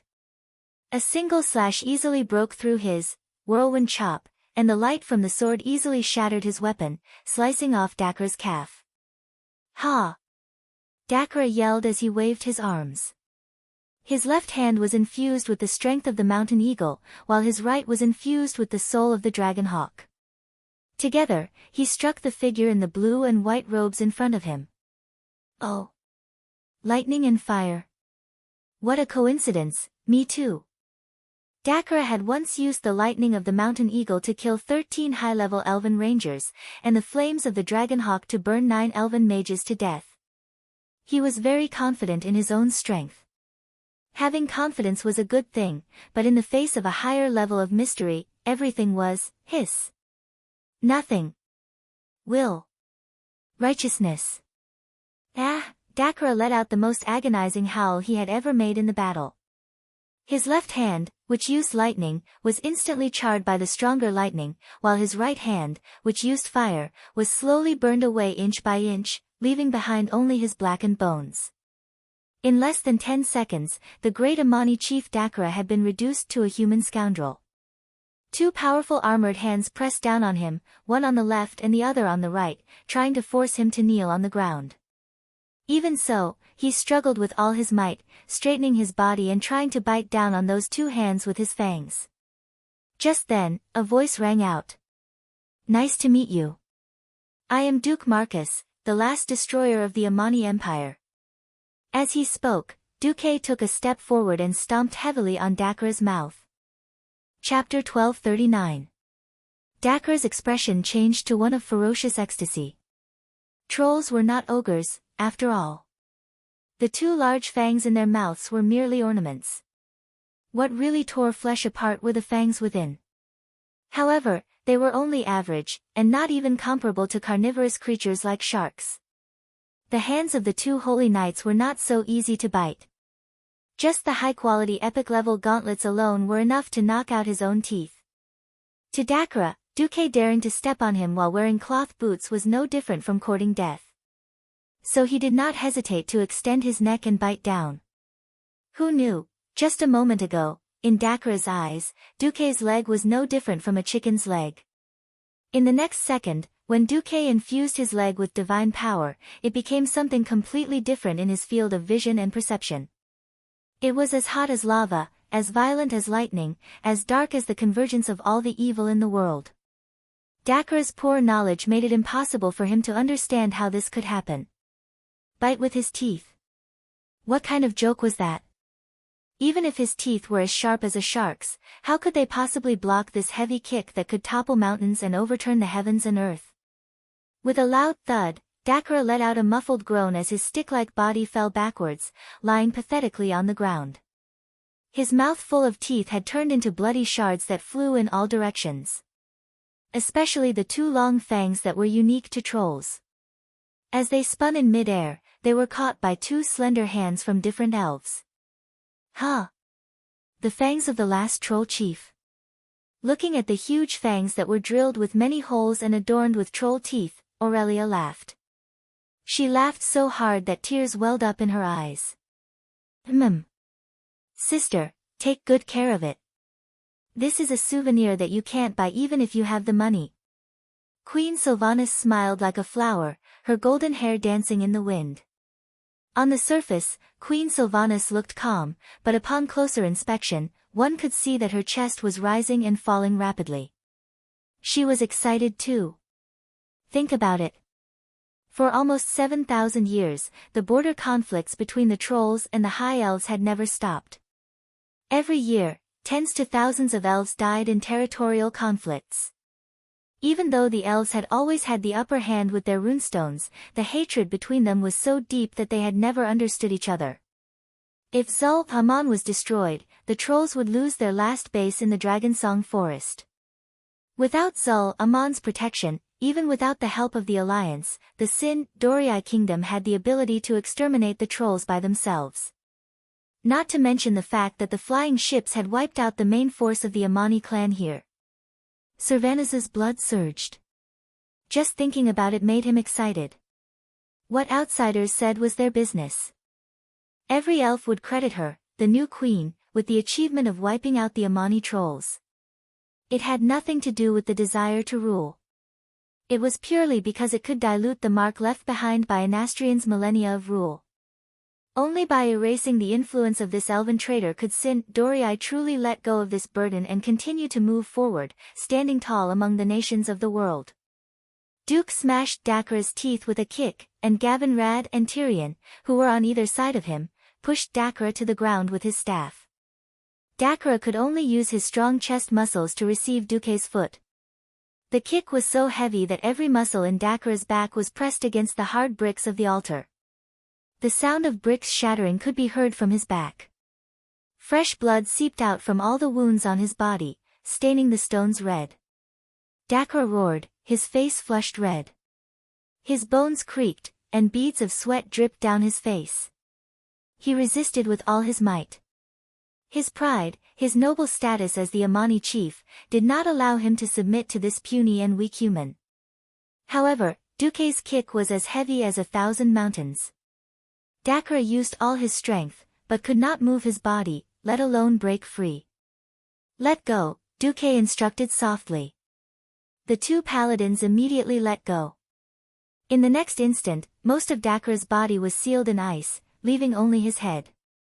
Because his neck was under the effect of the deceleration spell, he could only move in slow motion, like a slow-motion camera. The great Amani trolls will never submit. As long as one of us is left, we will fight for all eternity. Dakra, who was suppressed beneath Duke's feet, could not get up at all. Even so, he continued to curse fiercely. "I know you want to die. I can grant you that wish," Duke said leisurely. "But not today. Today, even if the Burning Legion and the Calamity Army come together, they will not be able to save the Amani trolls. Just watch obediently, watch the last scene of your clansmen's lives." Dakra's face darkened and paled. Today was not just a great humiliation to him. It was the darkest and most terrifying despair. No matter how his people tried to hide, they could still be easily found. Innumerable elves swarmed over from all over the mountains, and the mountains near Zul Haman were all decorated with their unique, intricately patterned war flags. The war songs of the elves rang out, reverberating in every nook and cranny of the forest. What he did not know was that in the second battle at the Dark Portal, the demon spirit warning system that had caused Zhu Jin's trolls to bleed had already been upgraded. The tracking system installed on the flying ships could easily detect any living being within a 3,000-meter radius, and shoot at them with fluorescent materials that could dissipate. In a forest battle, the greatest advantage was concealment. Whoever was found first would lose more than half their lives. Even without looking, the experienced Dakra could tell from the sounds that his tribesmen were running for their lives, while the elves were shooting deadly arrows into the hearts and skulls of the trolls as though they were on a safari. This was the troll's only weakness, which was its super regenerative ability. Dakra finally broke down. He had once been a high and mighty chief. Even in the most difficult times for his people, his strength had still soared. His strength and status were enough for him to look down on all life. Who dared to disrespect him? But today, his strength was useless. His base had been destroyed, and he had even been captured by a human wizard. He could not even save a single one of his men. Dakra lost his composure and shouted in the common language he had once looked down on, "Why? Those long-eared creatures are the invaders. Why must the Amani trolls be destroyed? Why?" Duke's lips curled into a mysterious smile. "It's hard to say who was right and who was wrong in the past. The Amani trolls must be destroyed simply because you were on the wrong side." Chapter 1240. If one really had to say who was right and who was wrong, it would really be a mess. Not only did the High Elves snatch the Trolls' territory, but all the other races in Azeroth were also fighting for the Trolls' territory. After all, during the era of the Darkness Empire, almost all of ancient Kalimdor was the territory of two trolls. Just the Amani Empire alone was about half the size of the Eastern Kingdoms. To be fair, even Duke didn't feel comfortable destroying such an ancient country. It was a pity. You Amani trolls shouldn't have sided with the evil faction that seeks to destroy the world of Azeroth, Duke said in a low voice. Yes, even the dark spear trolls of Woking had defected to the Horde. Duke could turn a blind eye and allow the Amani trolls to continue existing. He could even act as a mediator to resolve conflicts between the two sides. Just like how the Night Elves had exiled the High Elves, no matter what, to fight the Burning Legion head-on, they would need as many cannon fodder as they could get. It was a pity that the Amani trolls had sided with the wrong side, so Duke didn't mind using his position to avenge his woman and wipe out the entire Amani race. Dakra was sweating profusely and trembling all over. He was already heavily injured, and now being stepped on by Duque and sealed in ice, he was so enraged that blood gushed out of his lungs and dripped down from the corner of his mouth. He suddenly began to hate his powerful regenerative abilities as a troll. If he was an elf with a weaker body, he might have already breathed his last. Yet, this body kept him alive and didn't let him die. And he had to watch as his own people were slaughtered and his home burned to the ground. Kill me, Duke Marcus. Kill me right now. Dacra howled. Kill you now. That's what I was thinking. But I've changed my mind. Duque crossed his arms and said slowly, it's too easy to kill you. But the opportunity to show the alliances might doesn't come often. You. At this moment, Dacra finally understood what it meant to be unable to live or die. With a single glance from Duque, someone dragged Dacra away to keep an eye on him. Dear, I'll leave it to you. Duque smiled at the Windrunner sisters. The three Windrunner sisters felt that they should be extremely grateful to Duque. However, after carefully experiencing it, they realized that this was not gratitude, but absolute worship, even to the point of faith. 3 days later, the streets of New Silvermoon City were empty. Almost all the elves had gathered at the new arena. This was not extravagant, brutal pleasure. This arena was built after Queen Sylvia came to power, and it could hold up to 50,000 spectators. Apart from special festivals, there would be elven warriors personally fighting every weekend in order to arouse the martial spirit of Sint Dorii. Today, the elves gathered together to celebrate the destruction of the Amani trolls. Several elven experts, including Queen Sylvie, personally took the field and killed several Amani leaders, including Dacra.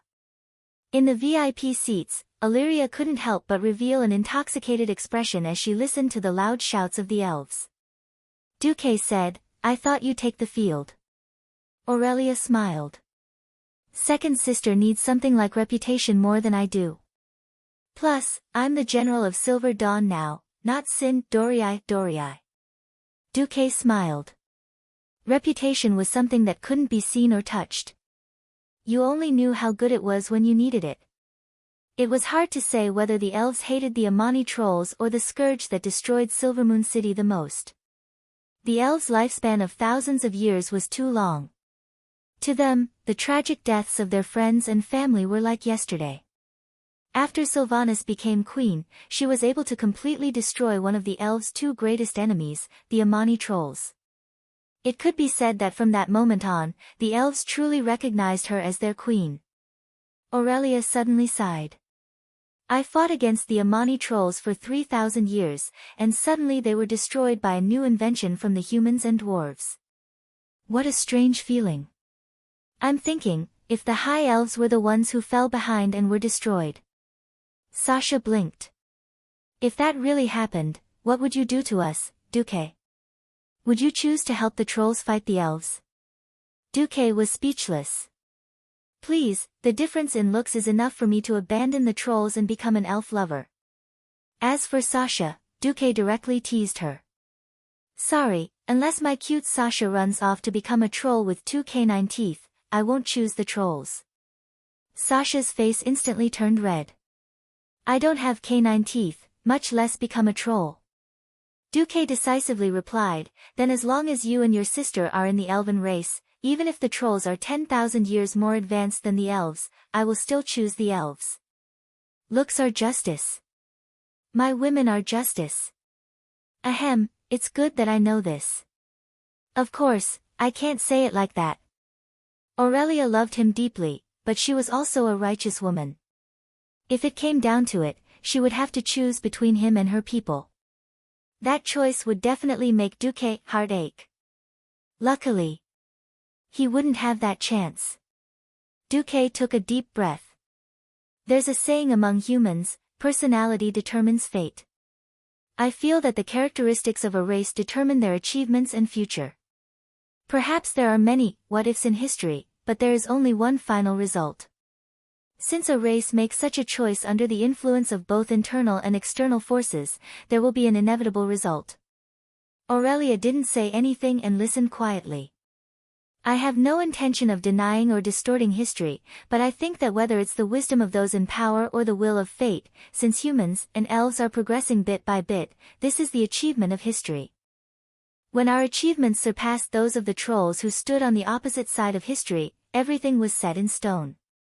That's why when humans and elves first allied 2,800 years ago, the trolls had no chance of winning. Especially today, when the individual strength of the trolls can no longer surpass that of magic and technology, it's even more so.